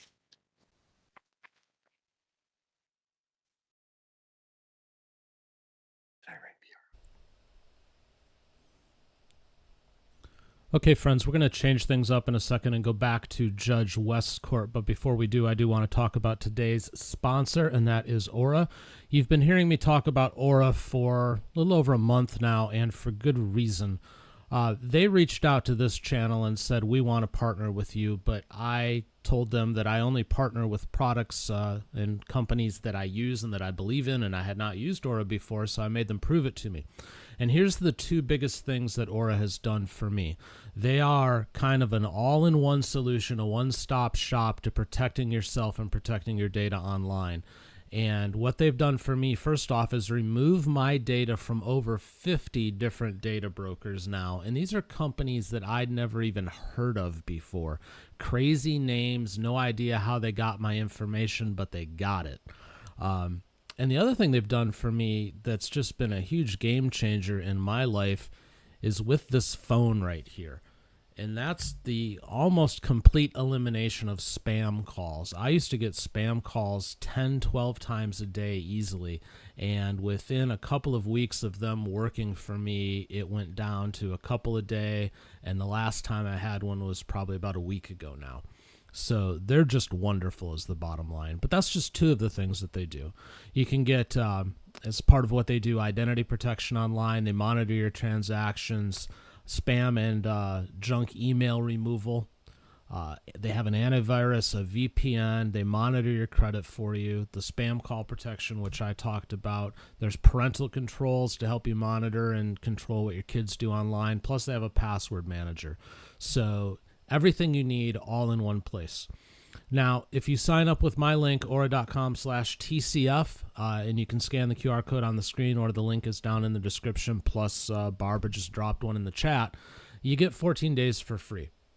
I will tell you within about 48 hours, you'll figure out everything that they can do for you. So you have nothing to lose. Give it a try, aura.com/TCF. It doesn't cost you a dime.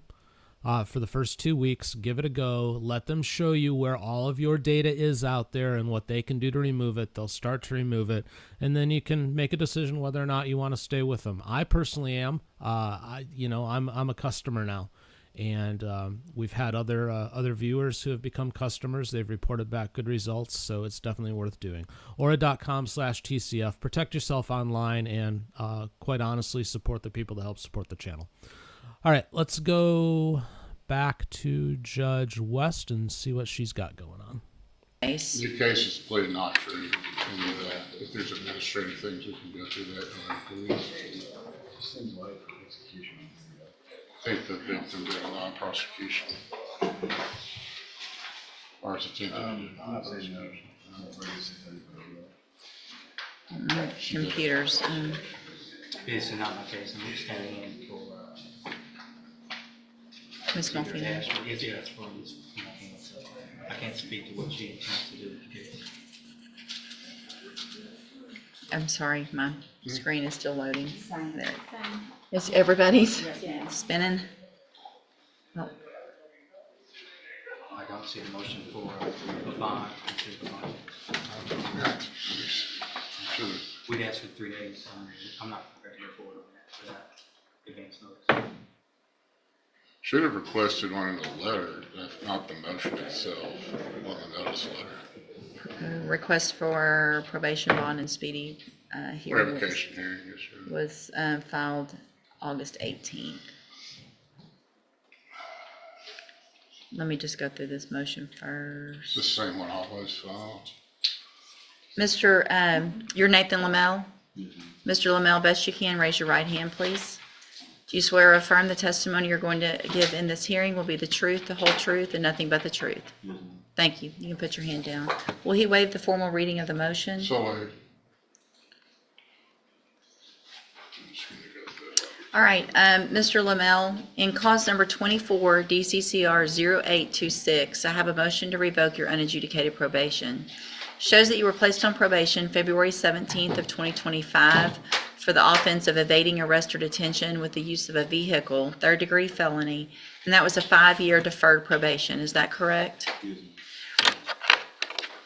This motion alleges that you violated your probation. Count 1 alleges that you were arrested for the offense of burglary of a habitation, April 26th of 2025.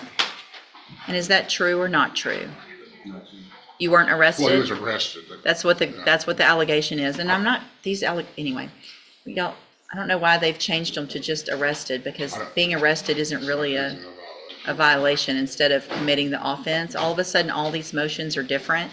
Y'all might want to take a look at that. They're not alleging that they committed the offense.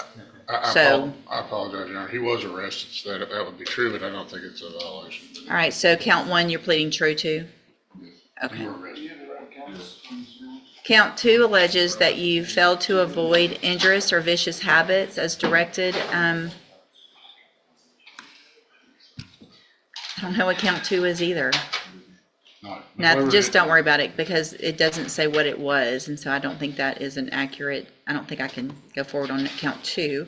Count 3 alleges that you failed to report to the probation office March 5th and April 9th of 2025. And is that true or not true?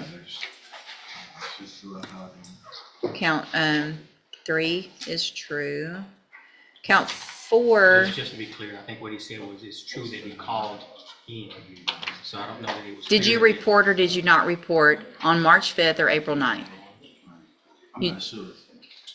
I think what he said was you didn't report, but you called in. I don't need to know that. I need to know if you reported as directed on March 5th and April 9th of 2025. We'll play not true. I think he's not sure. Count 4 alleges that you provided a urine sample May 1st of 2025 that tested positive for tetrahydrocannabinol. Is that true or not true? That's marijuana, THC. Did you test positive on May 1st? Speak up. I'm not sure. Okay. Not true. Count 5 alleges that you were at a location other than your residence at 3:01 a.m. on April 26th of 2025. And is that true or not true? Count 6 alleges that you tested positive on May 1st of 2025 for alcohol. And is that true or not true? Not true.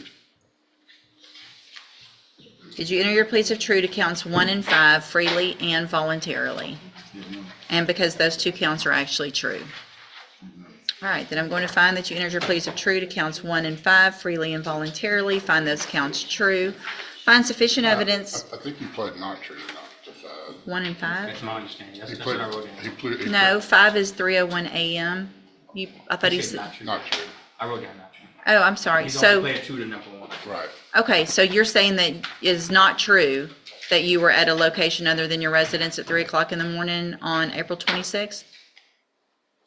When you were arrested, that was your residence or wasn't your residence? Oh, that was my residence. He's saying it was his residence that he was arrested at, where he was staying. So it's not true. Okay, count 1 then. All right, so I'm going to reset your case for a sentencing hearing. Obviously, the state can bring any evidence with regard to the allegations that you pled not true to. Also, y'all might want to make a note, go through if there's going to be any amended motions. Looks like I've seen several like this that need to be addressed. It doesn't appear that the offense is alleged, Your Honor, It's not at this point, correct? but there's a non-prosecution file for that. That's, so I that don't, may be that's, part of it. all right, so, we'll get an updated pre-sentence report in this case. And so Mr. Kimler filed a request asking that I set a bond in this case. Give me just a second before I get into that to go. I'm going to take a look, for the record, I'm going to take a look at the probable cause affidavit in cause number 25 DCCR 0744, which is that new case. So give me just a minute. Yes, ma'am, it's unagreed.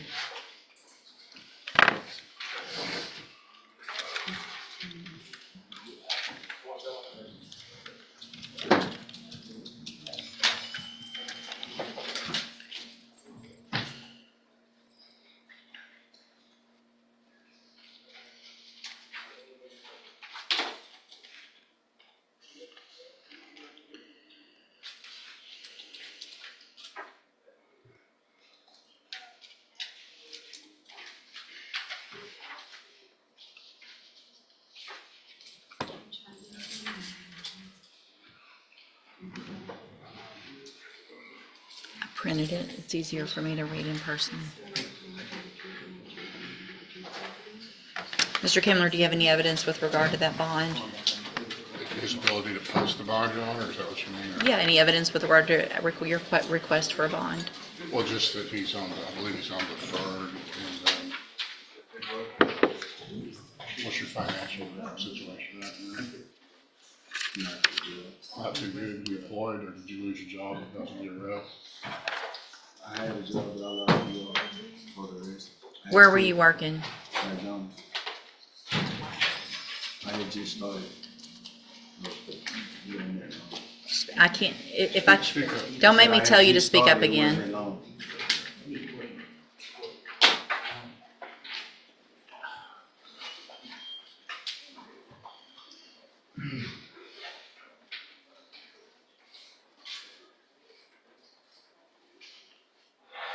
I would just say he doesn't appear to be an absconder, and it's just 2 days. It seemed to be. Well, my issue, I mean, regardless, I guess at this point, until we have more information about whether or not the complaining witness is going to go forward, is that it appears as though Domestic dispute, well, he had already been trespassed, warned by the officer. I believe that same day, left with his mother, and then the allegation is he came back and then was aggressive with officers.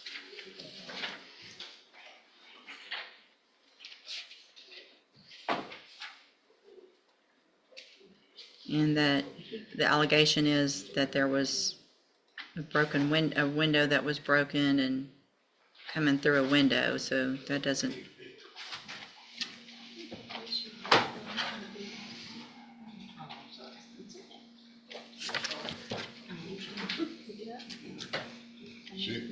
She I think the victim, the alleged victim's present, Your Honor, if you want to recognize I him. renew the state's position that we weren't prepared to go forward. In fact, on the bond today, in fact, there's no a copy of that letter that Mr. Kimlin references. You may have a copy there, but I don't have a copy in the file. We asked for at least a couple of days to Did you just send that to us, or did you e-file it? It was e-filed. I don't know if she tagged. I mean, I don't do my. You got to make sure they have notice of that. So at this point, what I'm going to do, hold on just a second. She is present, though. Yeah, we're not prepared to go forward. Yeah, but they haven't talked to her or prepared for anything. I don't understand why they didn't get a copy of the motion that's been filed. Well, it was. It wasn't a motion. It was a No, letter. There's a motion filed. We have neither a motion or a letter in the file. Well, that's their problem, Your Honor. I mean, that's not mine. He's in jail. I mean. Well, if it was e-filed and sent to the correct people, then I don't know that it's necessarily their problem or an electronic problem or a problem that your office didn't send it to the right person. So we're not, don't. But it was e-filed. My point is it's on file with the clerk. It's on file. The state has to be aware of it. Just hang on a second. I see that he's in jail. It's a jail docket. I also have some concerns whether she's here or not with what was going on, because just because she says she doesn't want to prosecute doesn't mean that I think she's safe with him doing what this allegation is after he was trespass warned from going over there.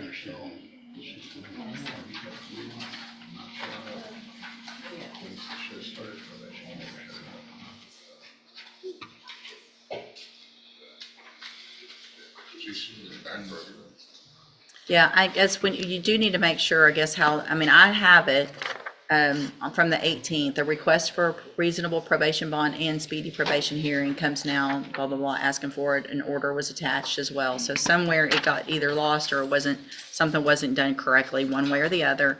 Doesn't matter at this point. We're here. My bigger issue is probably the same issue that the state's going to have. I want them to have time to talk to her. If she's going to file something and it changes the status of this, then we'll deal with that at that time. She has filed a non-prosecution. You have that in the file? Okay.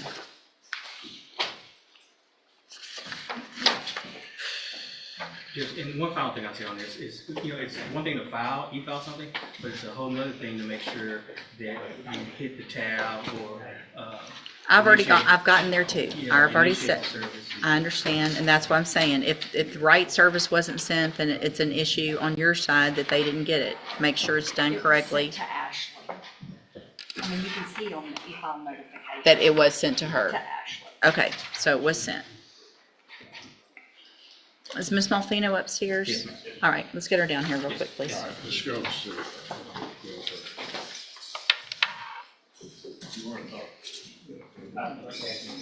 Jeez, can I go? All right, well, she is bringing up the next contestant. Let's go back to Adams County, Colorado, and the Zebra Show. Additionally, the people do have victim safety concerns given the allegations in the probable cause affidavit, so I do believe that a secured bond would be appropriate here. All right, thank you. I have heard the arguments of counsel. I reviewed the pretrial services report. I note the risk category 2, the total score of 20. I did take a look at that criminal history on the back. It is pretty limited. I don't see any felony convictions. I do see that the older, it was a probation case from Denver from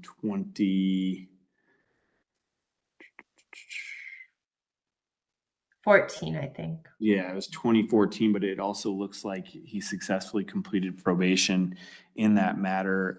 Frankly, there's nothing on here that leads me to believe that Mr. Worley isn't going to come back to court and isn't going to abide by the conditions of the protection order.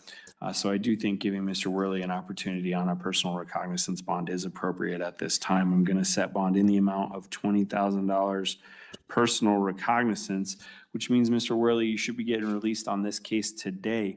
But it is very important, Mr. Worley, that you come back to court and you abide by that protection order, because if you don't, they're going to file a motion to revoke your bond, and it's unlikely you'll get another personal recognizance bond. So your next court date will be August 28th in Division R2 for return on filing of charges at 1:30. Thank you. Get your signature notes from the protection letter and look.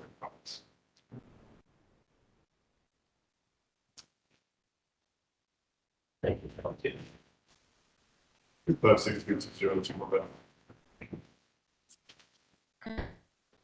Your Honor, can I get a breakout session for Mr. Blevins? He's currently going to be on WebEx. Sure. Thank you. Ms. Gafkin, do you want to do that one? Sure. Oh, actually, I think Ms. Becky will, and I'll just keep calling. Okay, go ahead. Could we please call Carlos Moreno next?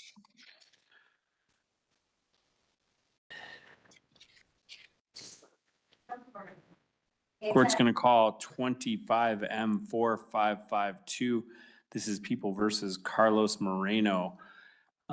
In this matter, Mr. Moreno, I did review the affidavit for probable cause, and I did find probable cause for your arrest. So I'm going to appoint the public defenders to represent you while you are in custody. Mr. Moreno, we need to address a mandatory protection order. We need to address your bond, and we need to get you a new court date. In this matter, I am going to issue a mandatory protection order. The protected party will be Stephanie Delgado Quinines, Quinines, with the date of birth that's listed on the pretrial services report. I'm going to check boxes 1, 2, 3, 4, 5, 6, and 7. Do we know, does Mr. Moreno need a civil assist? My recollection is he doesn't, but I don't. No. No. All right. Mr. Moreno, what this means is that you may not have any contact, whether indirect or directly, with Ms. Delgado Quinines. You shall vacate her home and stay away from any place that she is likely to be found. You shall not harass, molest, intimidate, retaliate against, or tamper with any witness to or the victims of the acts you are charged with committing. If I didn't say it earlier, this protection order is governed by Brady. So I am going to order that you may not possess, purchase, or control any firearms or any other weapons or any ammunition. And if you have any of those things, you must relinquish them to the appropriate authority within 24 hours of your release, and then file proof of relinquishment within 7 days after that. Additionally, you may not possess or consume any alcoholic beverages or controlled substances without a valid prescription while this protection order is in effect.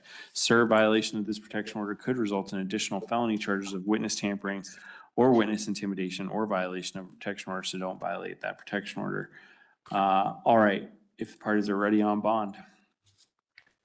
Yes, thank you. We are asking for a PR bond in this case, noting the CPAT risk category of 2 and the misdemeanor charges. In this case, Mr. Moreno does have a place to live. He lives in Thornton, that's separate from the alleged victim here. Mr. Moreno does work at Massive Hydrovac Services. He's worked there for 1 year and 8 months.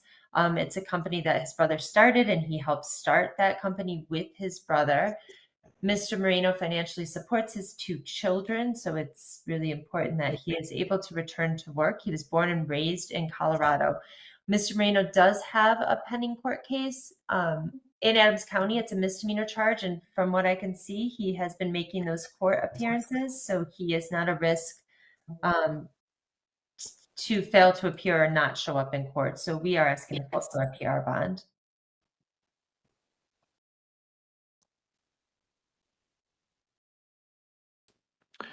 Thank you for the people. Thank you, Your Honor. And Your Honor, I did note the level of these charges. However, looking at Mr. Moreno's history, I also noted what appeared to be 2 prior domestic violence cases. Additionally, one of those prior domestic violence cases included a protection order violation. And so I have concerns that the protection order may not be sufficient to ensure that Mr. Moreno does not continue to harass or contact the listed victim here. So given that history at this point in time, I do believe a secured bond is appropriate to ensure compliance. All right, thank you. I have heard the arguments of counsel. I reviewed the affidavit in this case as well as the pretrial services report. I note the risk category 2, the total score of 27. The pending case in Adams County 25M2490, where Mr. Moreno is currently on bond. I also noted what the people noted, which is the 2 prior DV cases. Given that, I don't think that personal recognizance bond is appropriate at this time. I'm going to set bond in the amount of $2,500, cash or surety.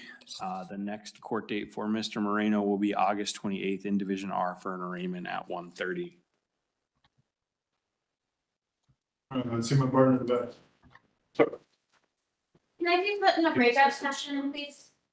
Can you put Miss Becky as a host? We're working on it, Miss Becky. Thank you.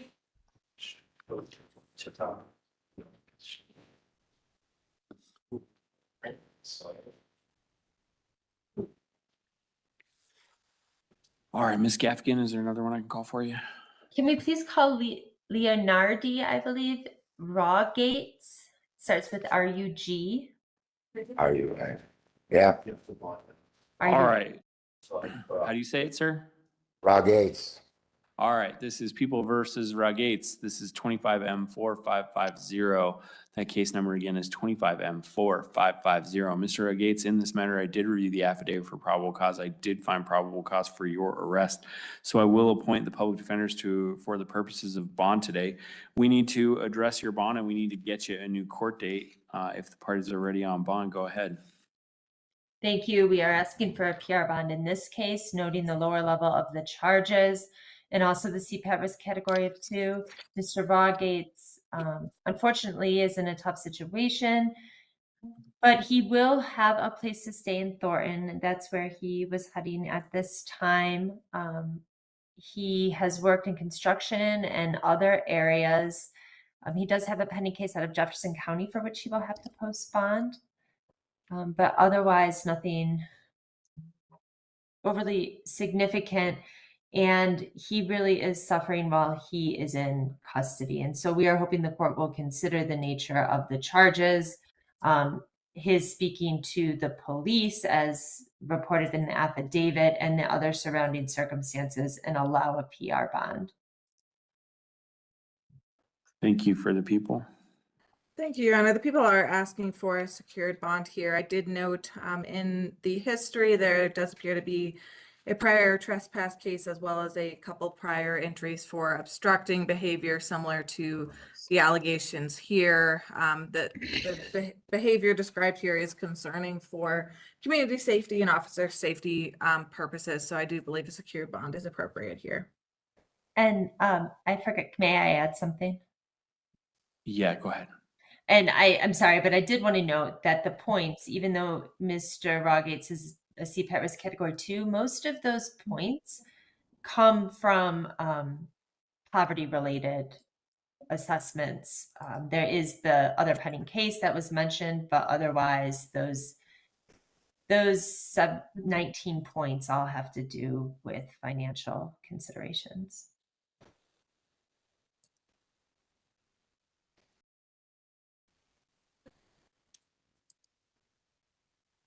And it's spelled R-U-A-G-A-I-T-S-Z. Is that right?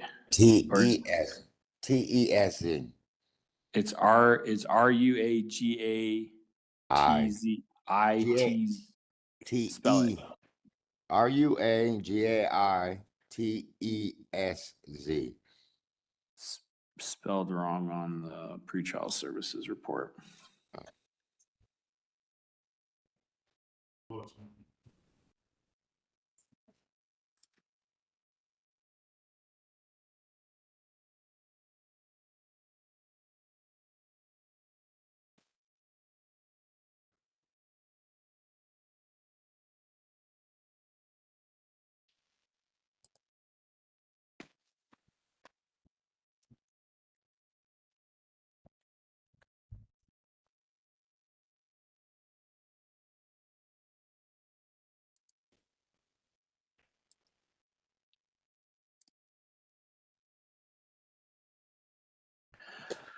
All right, thank you. I have heard the arguments of counsel. I've reviewed the pretrial services report.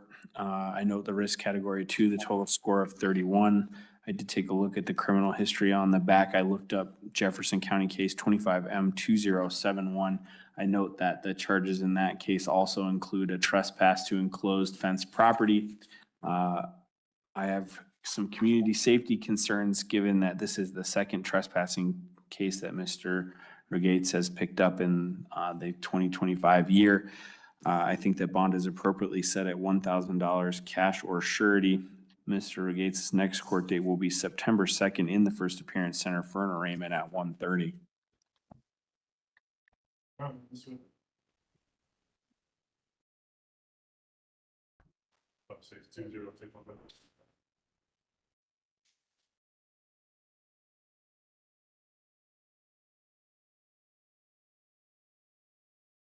Ms. Gaffkins. Could you please next call Mia Cisneros' case? Court's going to call People versus Mia Cisneros. Actually, he may be doing that, but we're going to change courts. So Frank Garza, who is the gentleman from Judge Boyd's court who was homeless, he found a gun, but he was a convicted felon. He had claimed that he made a phone call to 911 because he found it and wanted to turn it in, but they had charged him with the possession of this firearm. He is back in court right now, so let's go give that a look. And is this an application? Yes, Judge, we've changed it. This is the one that we've been here a couple times before. They got the 911 tape or a 911 tape for me last week, and we've listened to it, and it really doesn't clear anything up. But in the meantime, the state has agreed to change the offer from 2 to due to 2 years probation. All right. And so we have previously filled out an application Right. for probation. So, sir, do you want to be on the probation or do you just want to do Probation. the probation? All right. Court is calling 2025. Oh, I'm sorry. We've already done the paperwork. You've already been given the admonishments. All right. All right, we're on the record in 2025 CR 005952, State versus Frank Garza. Could I have parties announced for the record, please? Espinoza for the state. Donald Wilson for Mr. Garza. And you're Mr. Garza? All right, so there have been some changes to the offer that's been tendered to you. And according to the new plea bargain agreement, the state is requesting that there be 2 years in the prison. They're recommending community supervision, you to forfeit the firearm, and there's $1,000 fine probated. Did you understand that to be your agreement now?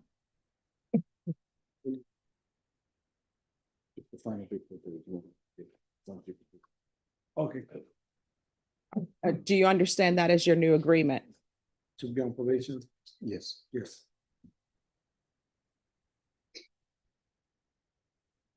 All right, and so what a probated fine means is if that you successfully complete this probation, you won't have to pay the fine.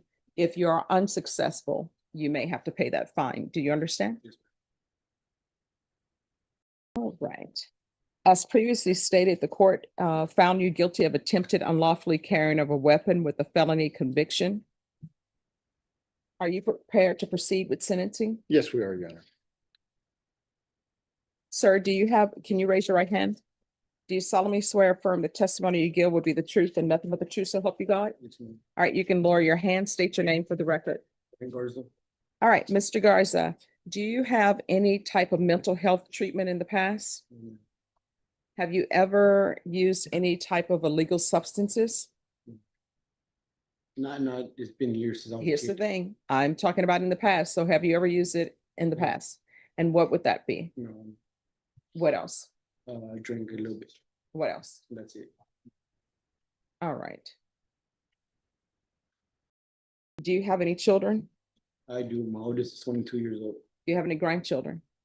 I do. She's about going on 1 year old.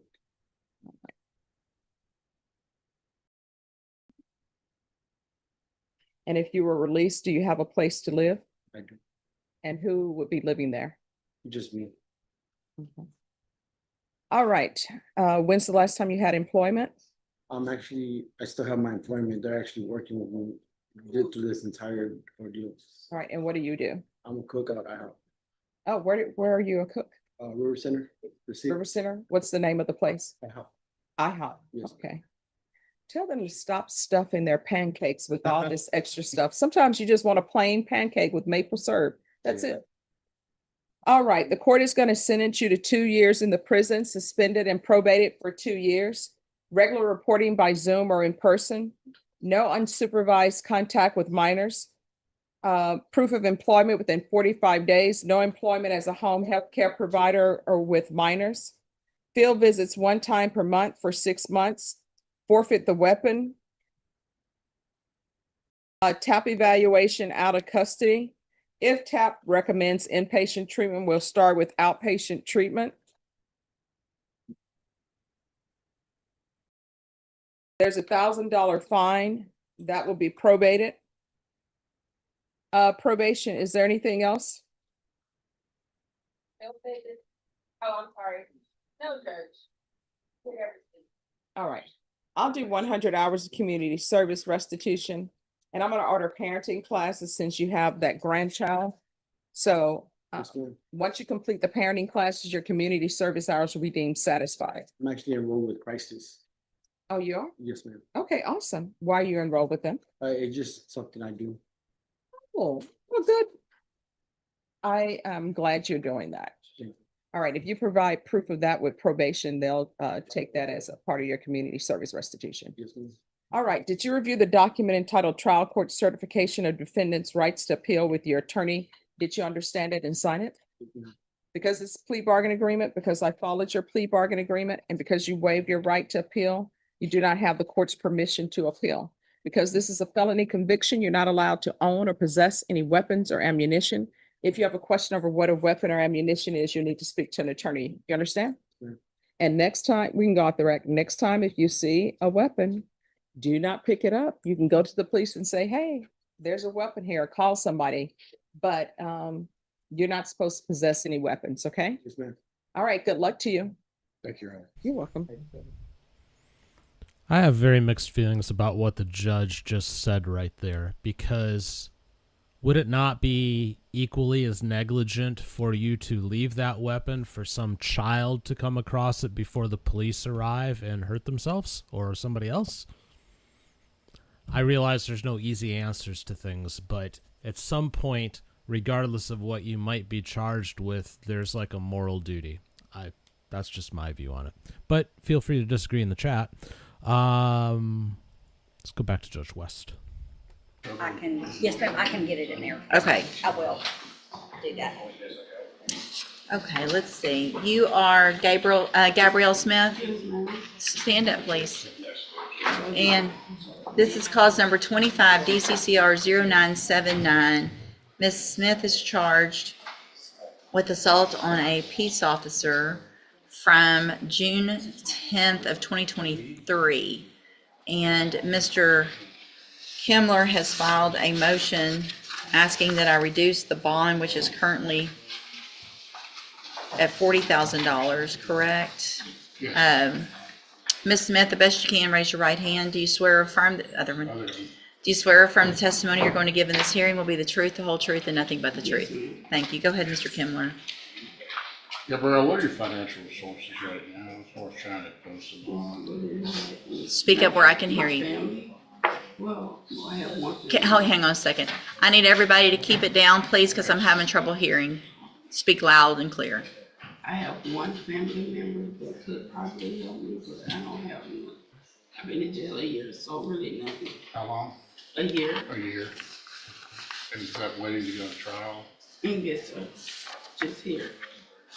Ready to get my charges, I guess.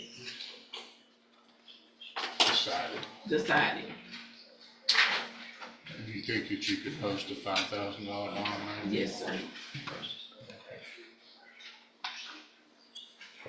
Can I see, has the other case been dismissed? Can I open that one up and see what all's been filed in it?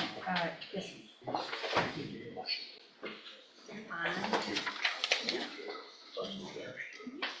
Let's 23, you have it, 23D, 60R, 1034. Like, such a big crooked in the middle of it. Okay, let's see. Every time something happens, steady thing. So, it looks like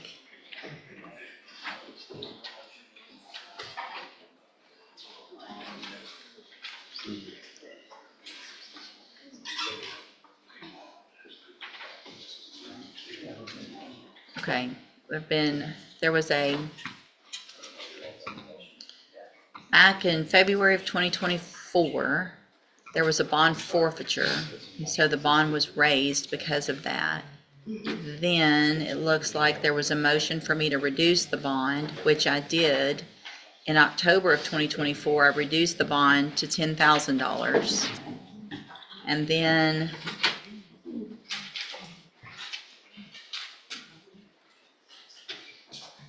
She then entered a plea, Your Honor. and Entered said a PSI bond. I did That plea at was one- then rejected by the court. okay. The bond was reduced to 1,000. There was a plea. And then So there's a plea and then it was reduced, I guess, or? for a PSI, I reduced it to 1,000. And then appears as though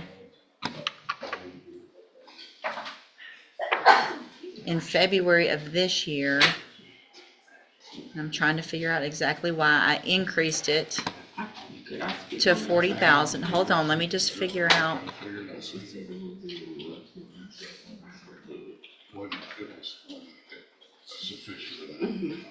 Okay.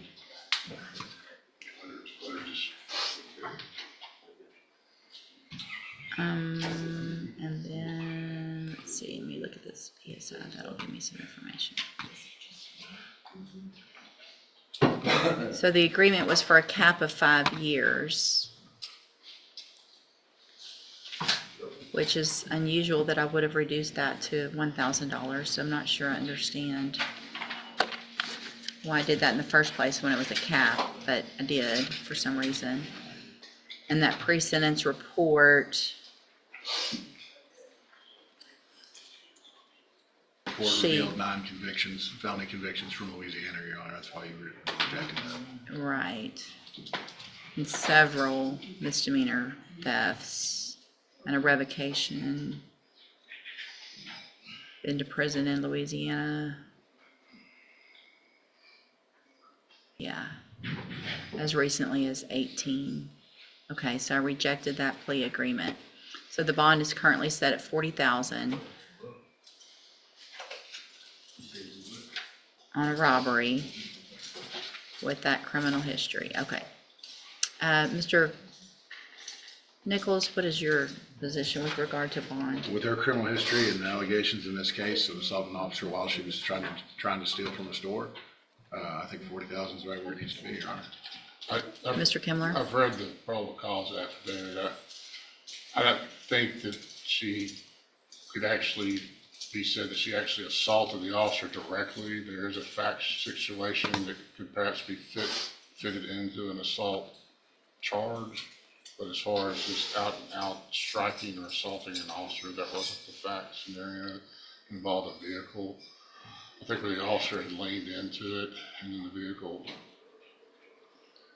went into motion. And, Well, how did the vehicle go into motion? well, that's the defense, I suppose. Hold on, let me look at the PC. Well, it's not like she hit an officer or bit an officer. She scratched at him while he was trying to stop her driver from trying to leave, Judge. She was flailing about in the vehicle, I suppose.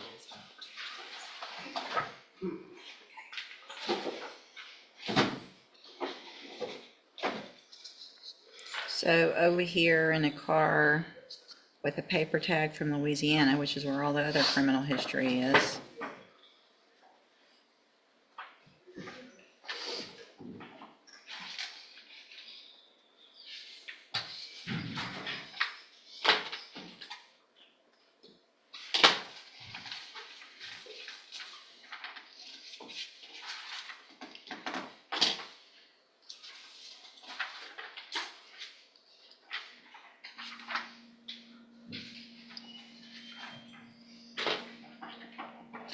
That motion's denied. Okay, we've got a speedy trial, I guess, so we can get it tried. We're in the 252nd, everything's speedy. All right, thank It will you. be placed, I mean, it wasn't on the trial docket. I mean, if you want to do a rejection, if you've done all Well, the, I guess if this court has rejected the plea offer, then the 5-year cap. do y'all want to negotiate any other? Do you want me to just move it to the trial? You take 8. Take 8. You want me to do a rejection?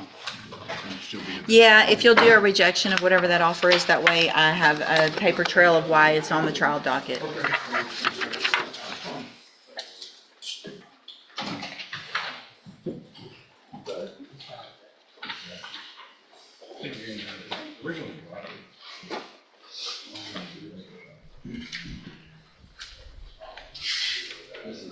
All right, let's play some Texas ping pong. We'll go back to Judge Boyd.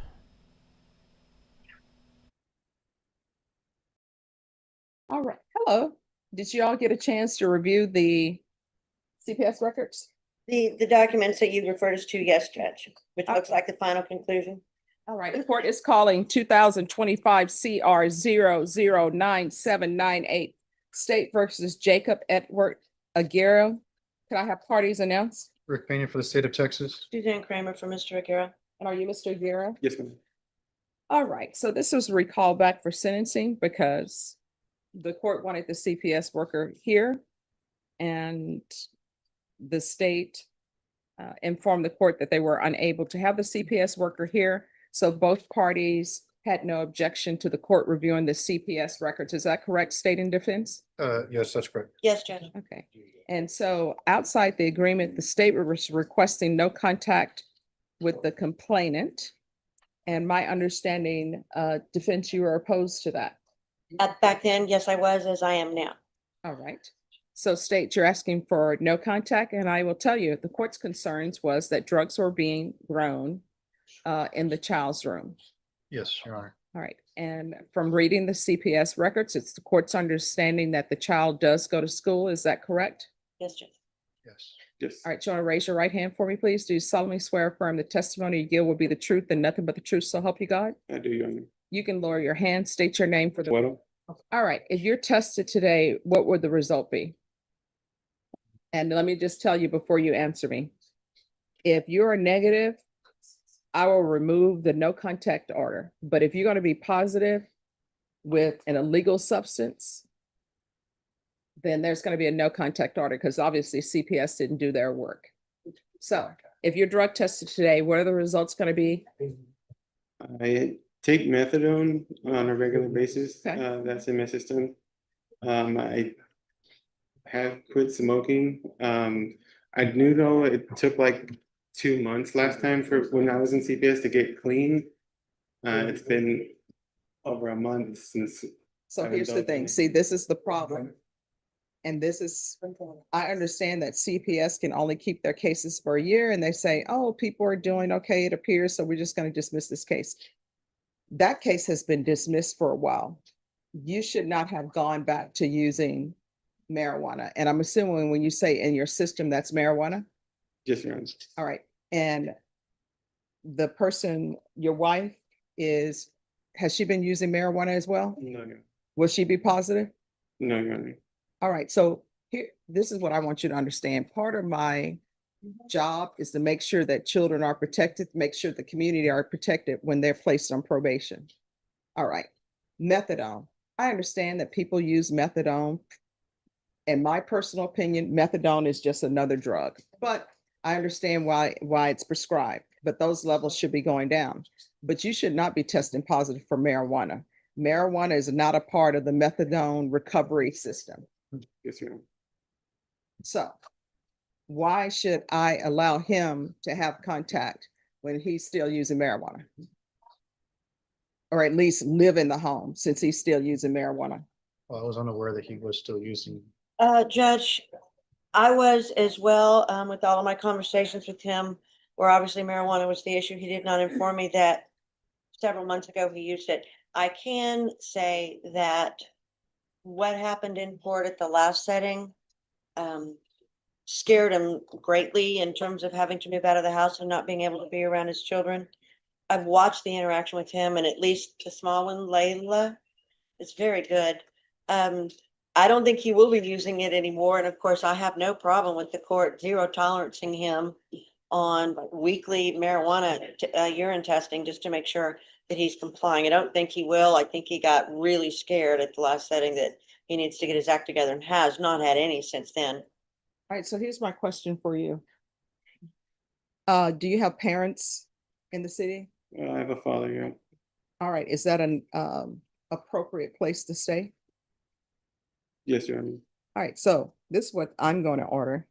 He's going to live with his father, not live in that home until he's negative for marijuana. You know, And then as soon as he's negative, he can go back. when he's negative, they can come back to the court and ask that he be allowed to live in the home. So here's the thing. Your attorney was fighting so hard for you and you didn't do your part. So don't blame her. She did her part. You didn't do your part. Of course. Your part was to come into court to be negative, present something to me because you knew the state was asking for no contact. You knew I had concerns because drugs were being grown inside your child's room. You understand? I do, yeah. All right. This is what the court is going to do. Are you employed? I am, Your Honor. And what do you do? Packing for Pure Flavor. All right. There's going to be a $1,500 fine that will be probated. 3 years deferred adjudication.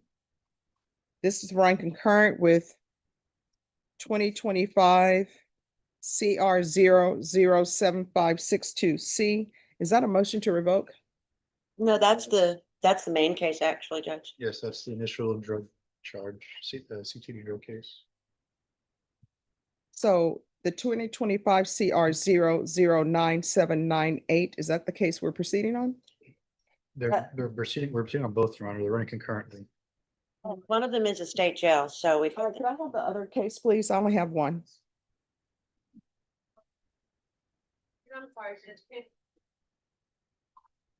All right, the court is calling the 2025 CR 009798 and 2025 CR 007562C. All right, so their end cause number.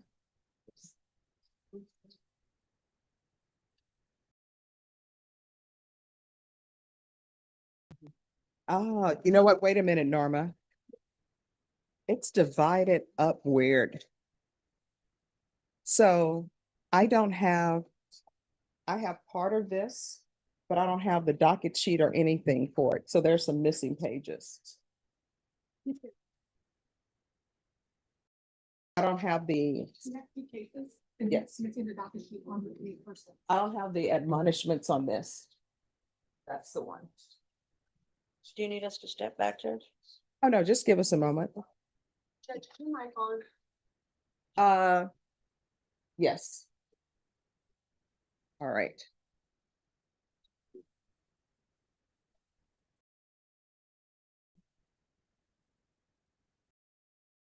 Thank you.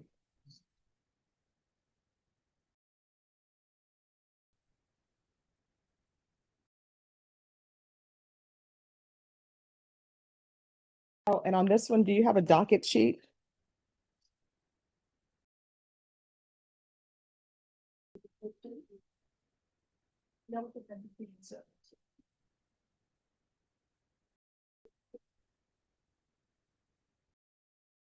Thank you. All right. So, and cause number, could you all move? Because y'all are blocking Vashon, and sometimes if you can't see, you can't hear. At least that's how it is for me. So in 2025 CR 009798, there's a $1,500 fine probated, 3 years deferred adjudication. It's a run concurrent with 2025 CR 007562C.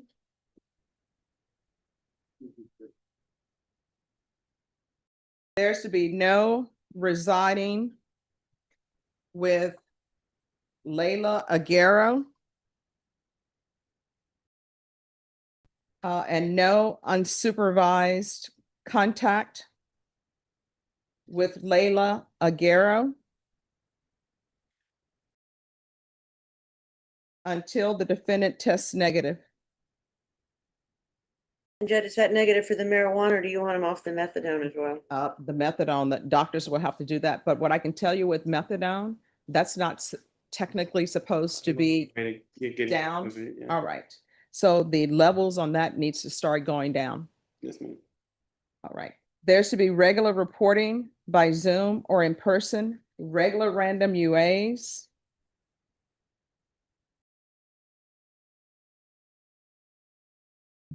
$100 hours of community service restitution.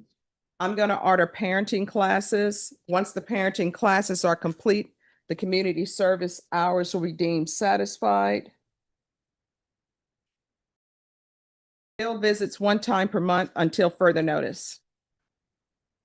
And that cause number, did you review the trial court certification of defendant's rights to appeal with your attorney? Did you understand it and sign it? I did, Your Honor. Because this plea bargain agreement, because I followed your plea bargain agreement and because you waived your right to appeal, you do not have the court's permission to appeal.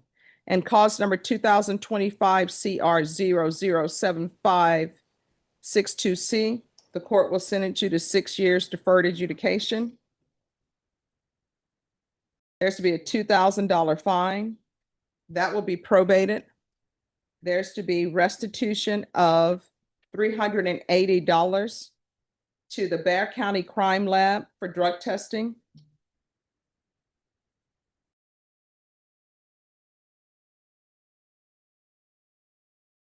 $200 hours of community service restitution. I'm going to order the MRT. Once that's completed, 100 hours will be deemed satisfied.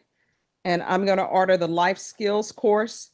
Once that's completed, the remaining 100 hours will be deemed satisfied. There's to be regular reporting by Zoom or in person, regular random UAs, bill visits until further notice, 1 time per month.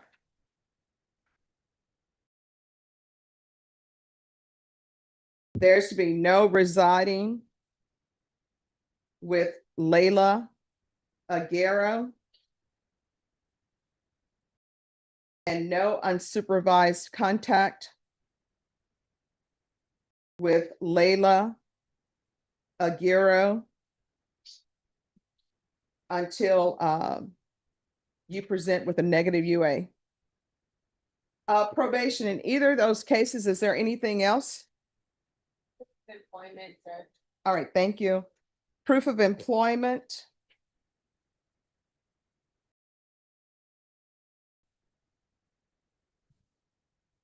And each cause number, there is to be proof of employment within 30 days, no employment as a home health care provider or with minors.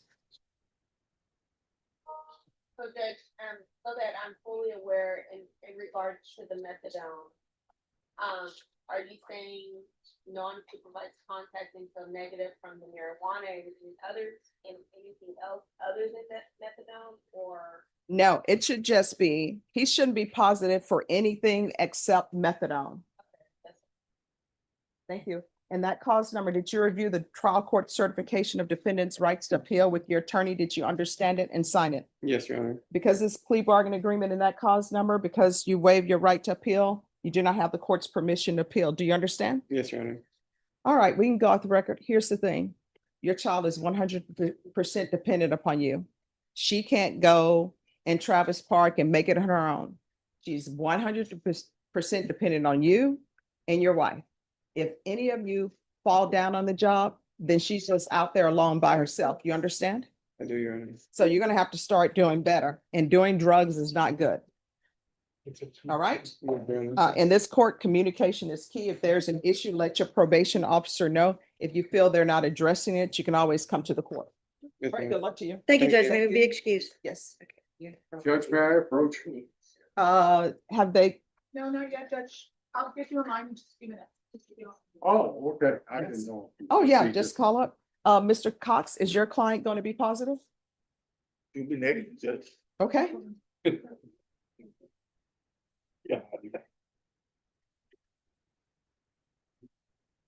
All right, could you give me Mr. Cox's client? Mr. Cox is your client. It's a Garo. Kelly.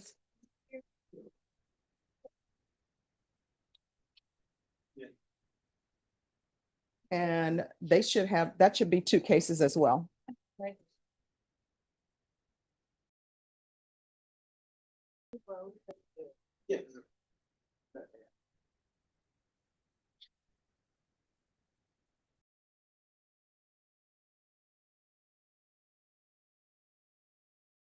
Oh.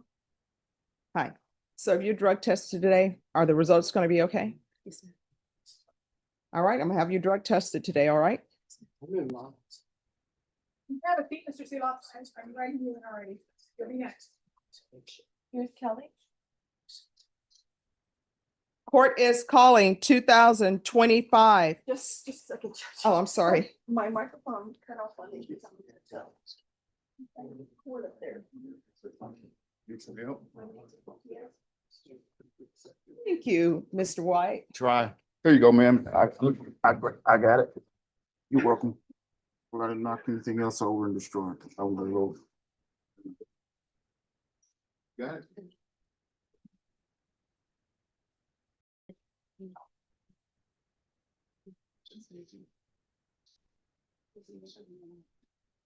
Thanks. Ah.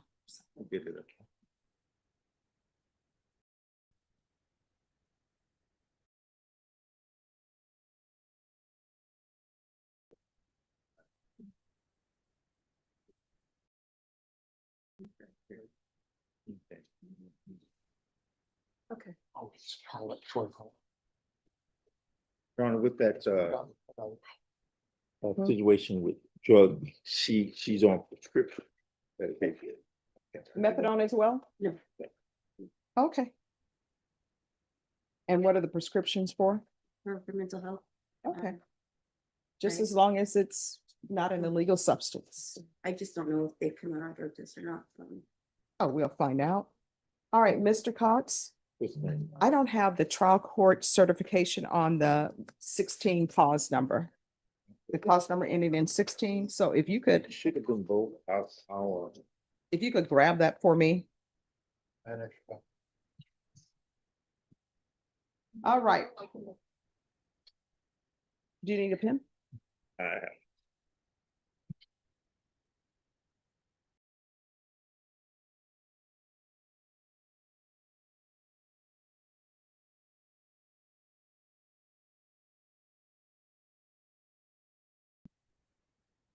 And to everyone else, be patient, put some patience in your pocket. We're gonna go as quickly as we can, but maintaining everybody's humanity, because these are not numbers, these are people. And it takes time so that I can make sure that I set conditions so you can be successful. All right, the court is calling 2025 CR 007562B and 2025 CR 009816, State versus Kelly Aguirre. Can I have parties announced? Rick Pena for the state of Texas. Cornelius Cox for the defendant. All right, and are you Miss Aguirre? Yes, ma'am. Thank you for dressing appropriately for court. All right, we're here for sentencing. And the reason why your attorney wanted this recalled and not do it on the day that was originally set is because of no contact orders, right? Yes. And it's no contact orders regarding your child. Can you raise your right hand for me, please? Do you solemnly swear or affirm the testimony you give will be the truth and nothing but the truth, so help you God? Yes. All right, you can lower your hand, state your name for the record. Kelly or All right.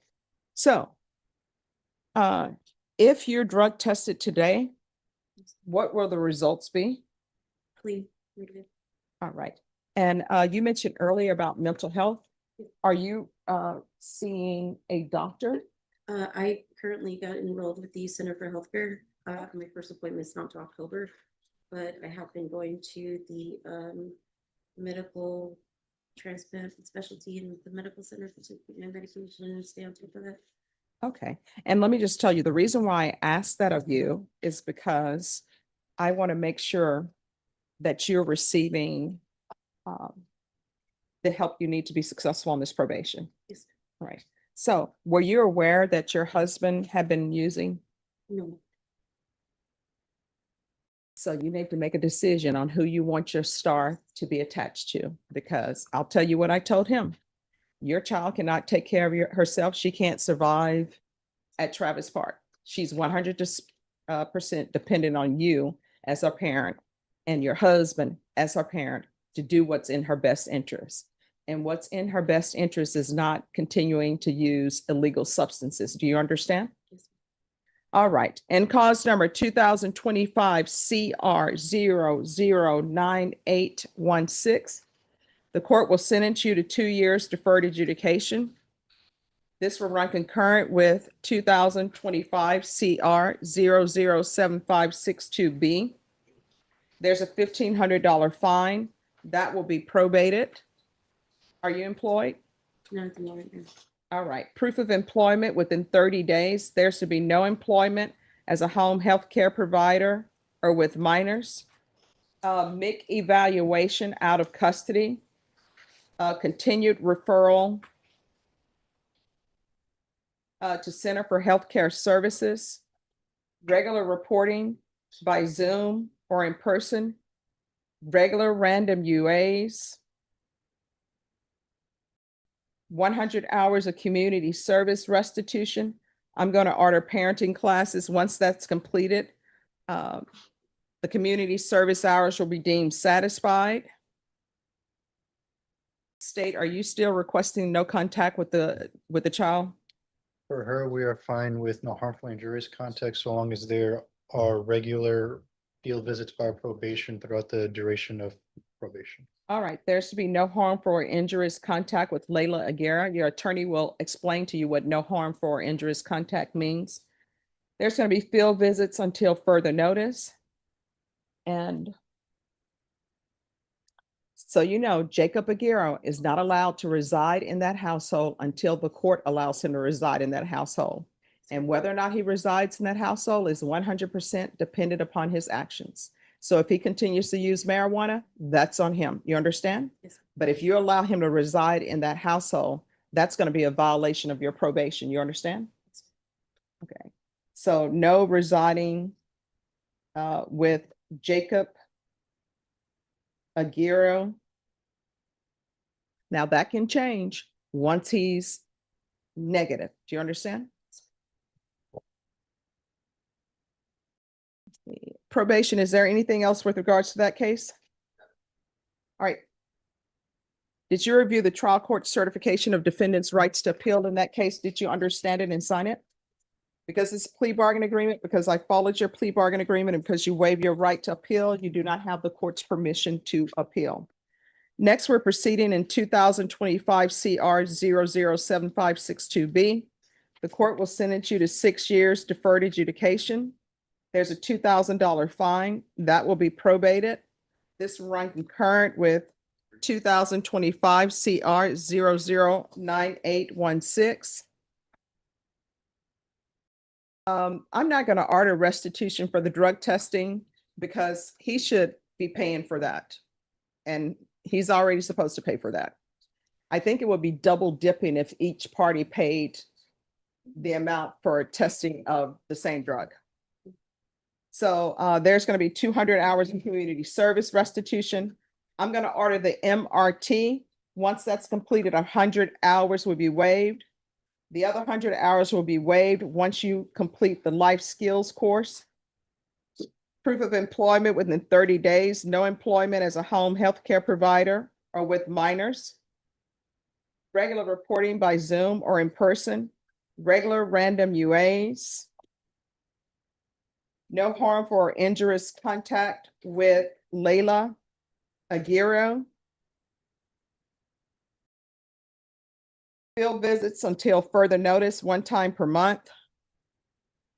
No residing with Jacob Aguirre. And again, that will change once he tests negative. Probation, is there anything else? Okay. Is there anything else you need from the court? Mhm. All right, did you review the document entitled Trial Court Certification of Defendant's Rights to Appeal with your attorney? Did you understand it and sign it? Yes, ma'am. Because this is plea bargain agreement, because I followed your plea bargain agreement, and because you waive your right to appeal, you do not have the court's permission to appeal. Do you understand? All right, we can go off the record. Here's the thing. You went through CPS and you went through CPS. Usually those cases take a minimum of a year. You went through that and you got to start making decisions whether or not you're going to hang your star with your husband or not. But if he continues on this path, things are not going to go well. And when things don't go well for him, if you tied to him, they're not going to go well for you, because Child Protective Services will be involved back in your life. And all of these Child Protective Services cases, that is permanently on your record, like a criminal history. Whenever you pick up a new Child Protective Services case, a history will come up of all your cases with them and whether there were reasons to believe or not. And guess what? If your parents had a Child Protective Services case when you were a child, that's going to come up as well.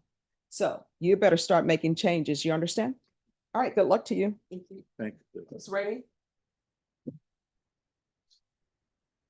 You ready for the next one, Judge? Yes. Page 5, 4 down, it's Brandon Ramirez. All right. Thank you. Brandon Ramirez. Morning, Judge. Good morning. How's it going? Not bad, yourself? Oh, I'm doing great. I guess you didn't realize you were coming in to work with our equipment. Just trying to be helpful, Judge. You're trying to be helpful because, you see Cornelius is there. He said he's having dreams about Florida winning the championship. I definitely have to humble myself to Mr. Cox. There's no ifs, ands, or buts about that. Various reasons. And then he has dreams about Texas A&M. There you go. One day. We all have dreams, Judge. I dream about the Razorbacks too. There you go. So we all have. What's dreams. that song? I have dreams. Oh, yeah. All Good right. for you. So, where are He's we on already this? giving me he's already beat me up. I can't hold myself. Wow. So where are we on discovery? I believe the discovery has been presented, Judge, Mhm. and I think currently I talked to Mr. Marshall about, is about, contacting the victim. Okay. And on certain aspects of a plea offer. All right, Ms. Ferguson, if I can have a 30-day reset. September 25th. All right, we'll be back on September 25th, and states you need to be prepared to tender an offer at that time. Thank you for addressing appropriately for court. Once you sign the reset form, you're excused. Okay. Thank you. Yes, Thank sir. you. Thank you. You're welcome. So you come to the Austin game? Yeah. That's gonna be a great game. Mr. White. Yes. Okay, yeah. That's gonna be great when I was up there in Fayetteville about 2 years ago. And it was, yeah. It was unbelievable. Who's here on Iris Gomez? Gomez? Court is calling 2024 CR 4614, State versus Iris Gomez. Can I have parties announced? Jason Garahan for the state, Your Honor. Jose Rocha for Iris Gomez, Your Honor. And are you Miss Gomez? Yes, sir. Is it Iris or Iris? It's Iris. Iris? Iris in Spanish, but it's Iris. All right. No, just tell me how to pronounce it. I will pronounce it the way it should be pronounced. Iris, Your Honor. All right, Iris. All right. So is there an application in this case? No, Your Honor. There, Right. and Judge, just like, there's a case that's a plea and there's also an MTR. All right. So we're gonna start with this case first. Which is the case, Your Honor? 2024 CR 4614. All right, and so the record can be clear. If you all announce again for the record. Jason Garahan for the state, Your Honor. Jose Rocha for Iris Gomez. All right. And you're Miss Gomez? Yes, Your Honor. Counsel, have you received all discovery? Yes, Your Honor. Did you review it with your client? Yes, Your Honor. Court will find that the state is in compliance with discovery. Ms. Gomez, did you review the true bill of indictment with your attorney? Did you understand it? Yes, Your Honor. Counsel, do you waive the reading of the indictment? Yes, Your Honor. State, are you proceeding on the indictment as presented? We are, Your Honor.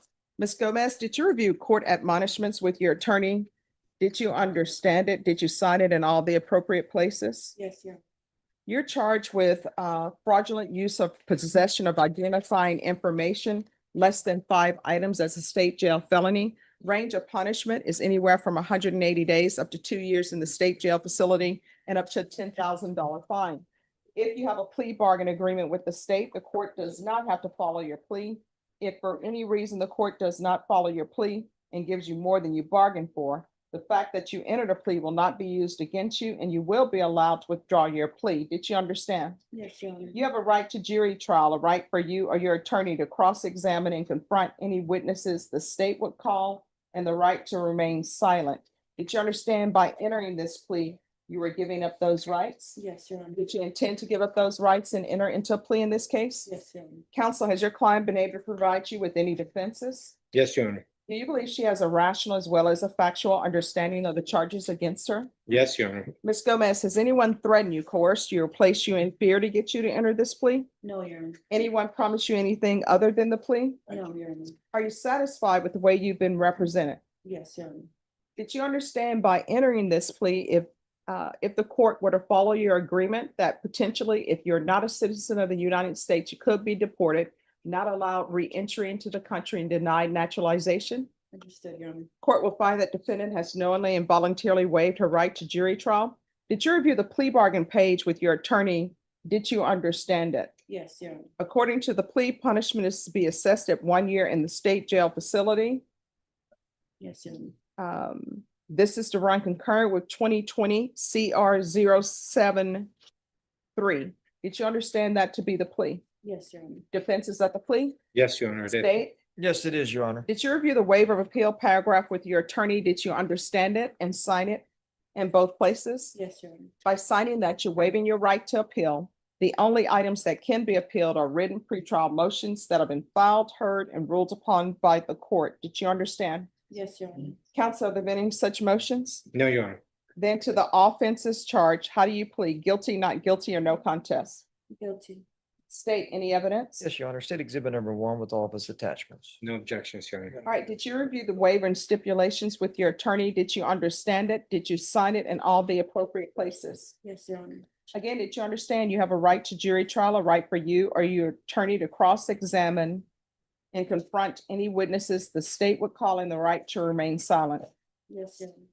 Did you understand that today the state will be presenting evidence in the form of witnesses' statements and police reports, but most importantly, there will be no live testimony? Did you understand? Yes, Your Honor. Court will find that the defendant has knowingly and voluntarily waived and consented to stipulation of testimony and stipulations. The court will accept into evidence states exhibits 1 and attachments and review the same.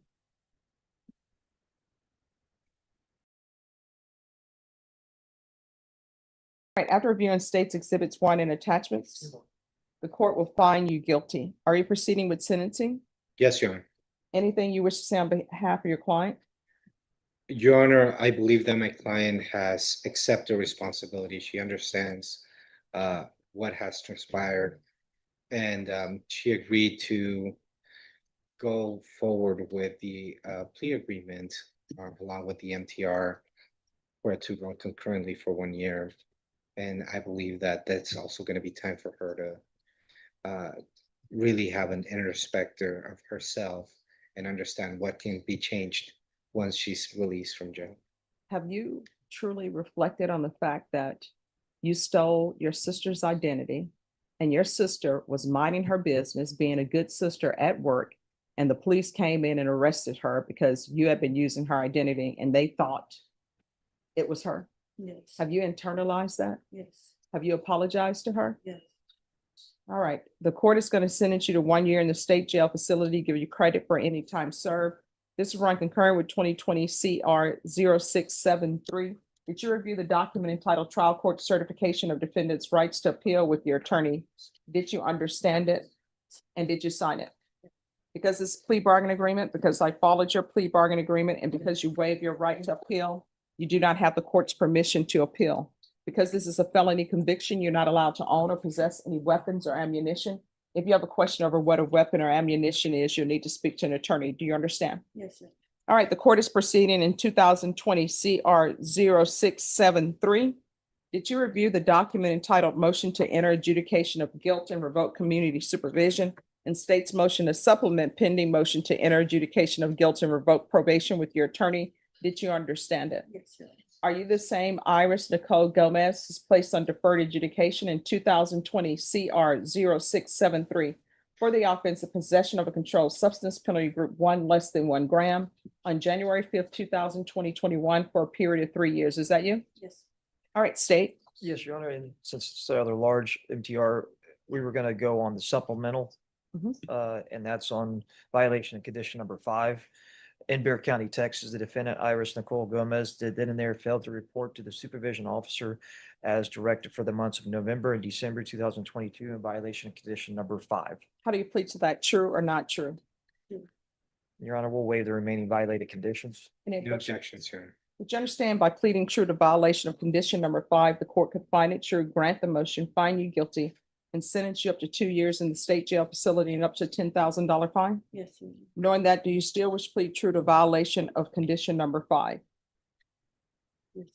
Court will find violation of condition number 5 true. Is there a proposed agreement? There is, Your Honor. It is to adjudicate guilt, revoke the individual off the community supervision, sentence her to 1 year in the state jail facility to run concurrent with 2024 CR 4614.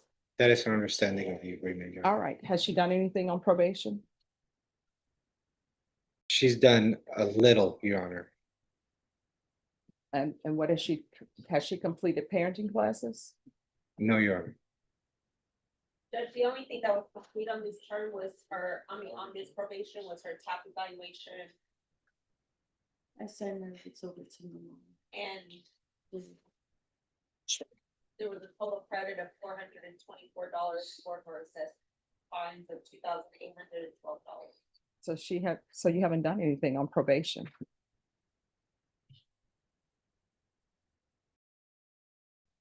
I have just lost my little sister around that time. Mhm. It was very hard. Okay. All right. The court is finding violation condition number 5 true. The court will sentence you to 18 months in the state jail facility. Court will give you credit for any time served. The court will request the therapeutic community. All right. Did you review the document entitled Trial Court Certification of Defendant's Rights to Appeal with your attorney? And I'm so sorry.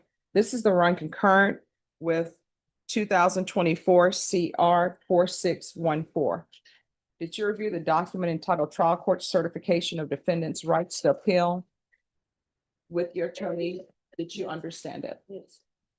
And I'm going to also order, no residing with minors.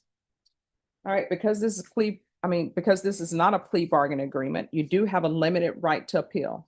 That right to appeal is as it relates to the allegation in the motion, not the fact that you are on deferred adjudication. Do you understand? No, I don't.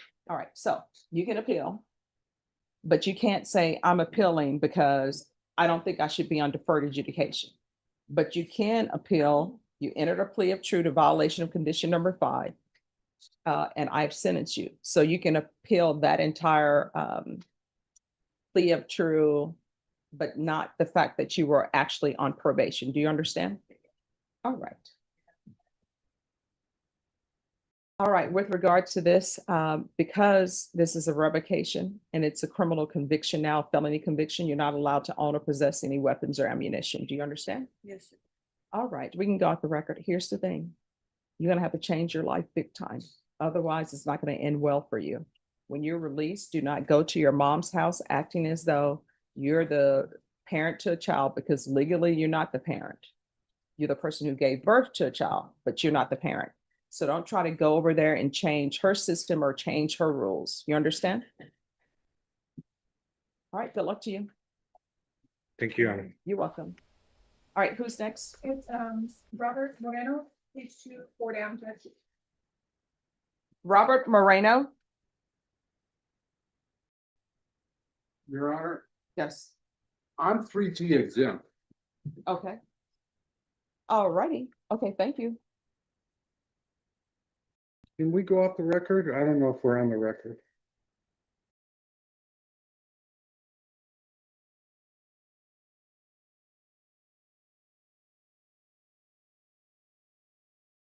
All right, folks, quite honestly, this is probably a logical place to leave it for today, a couple minutes early, but it makes sense. I hope you all had fun today. I did. The tech worked, so that was cool. always a bonus. Got to see some interesting court. Now, Judge Boyd's court was odd today. She didn't call out the Beavis and Butthead shirt wearing guy. You had the one deputy in the hat, which was weird. But another thing that happened that I didn't show during the show today was somebody brought in a couple of these huge therapy dogs into her courtroom, and she actually came out at one point and was like interacting with them and like took pictures and stuff. So just an odd day in her court, but it was fun, and I hope you all enjoyed.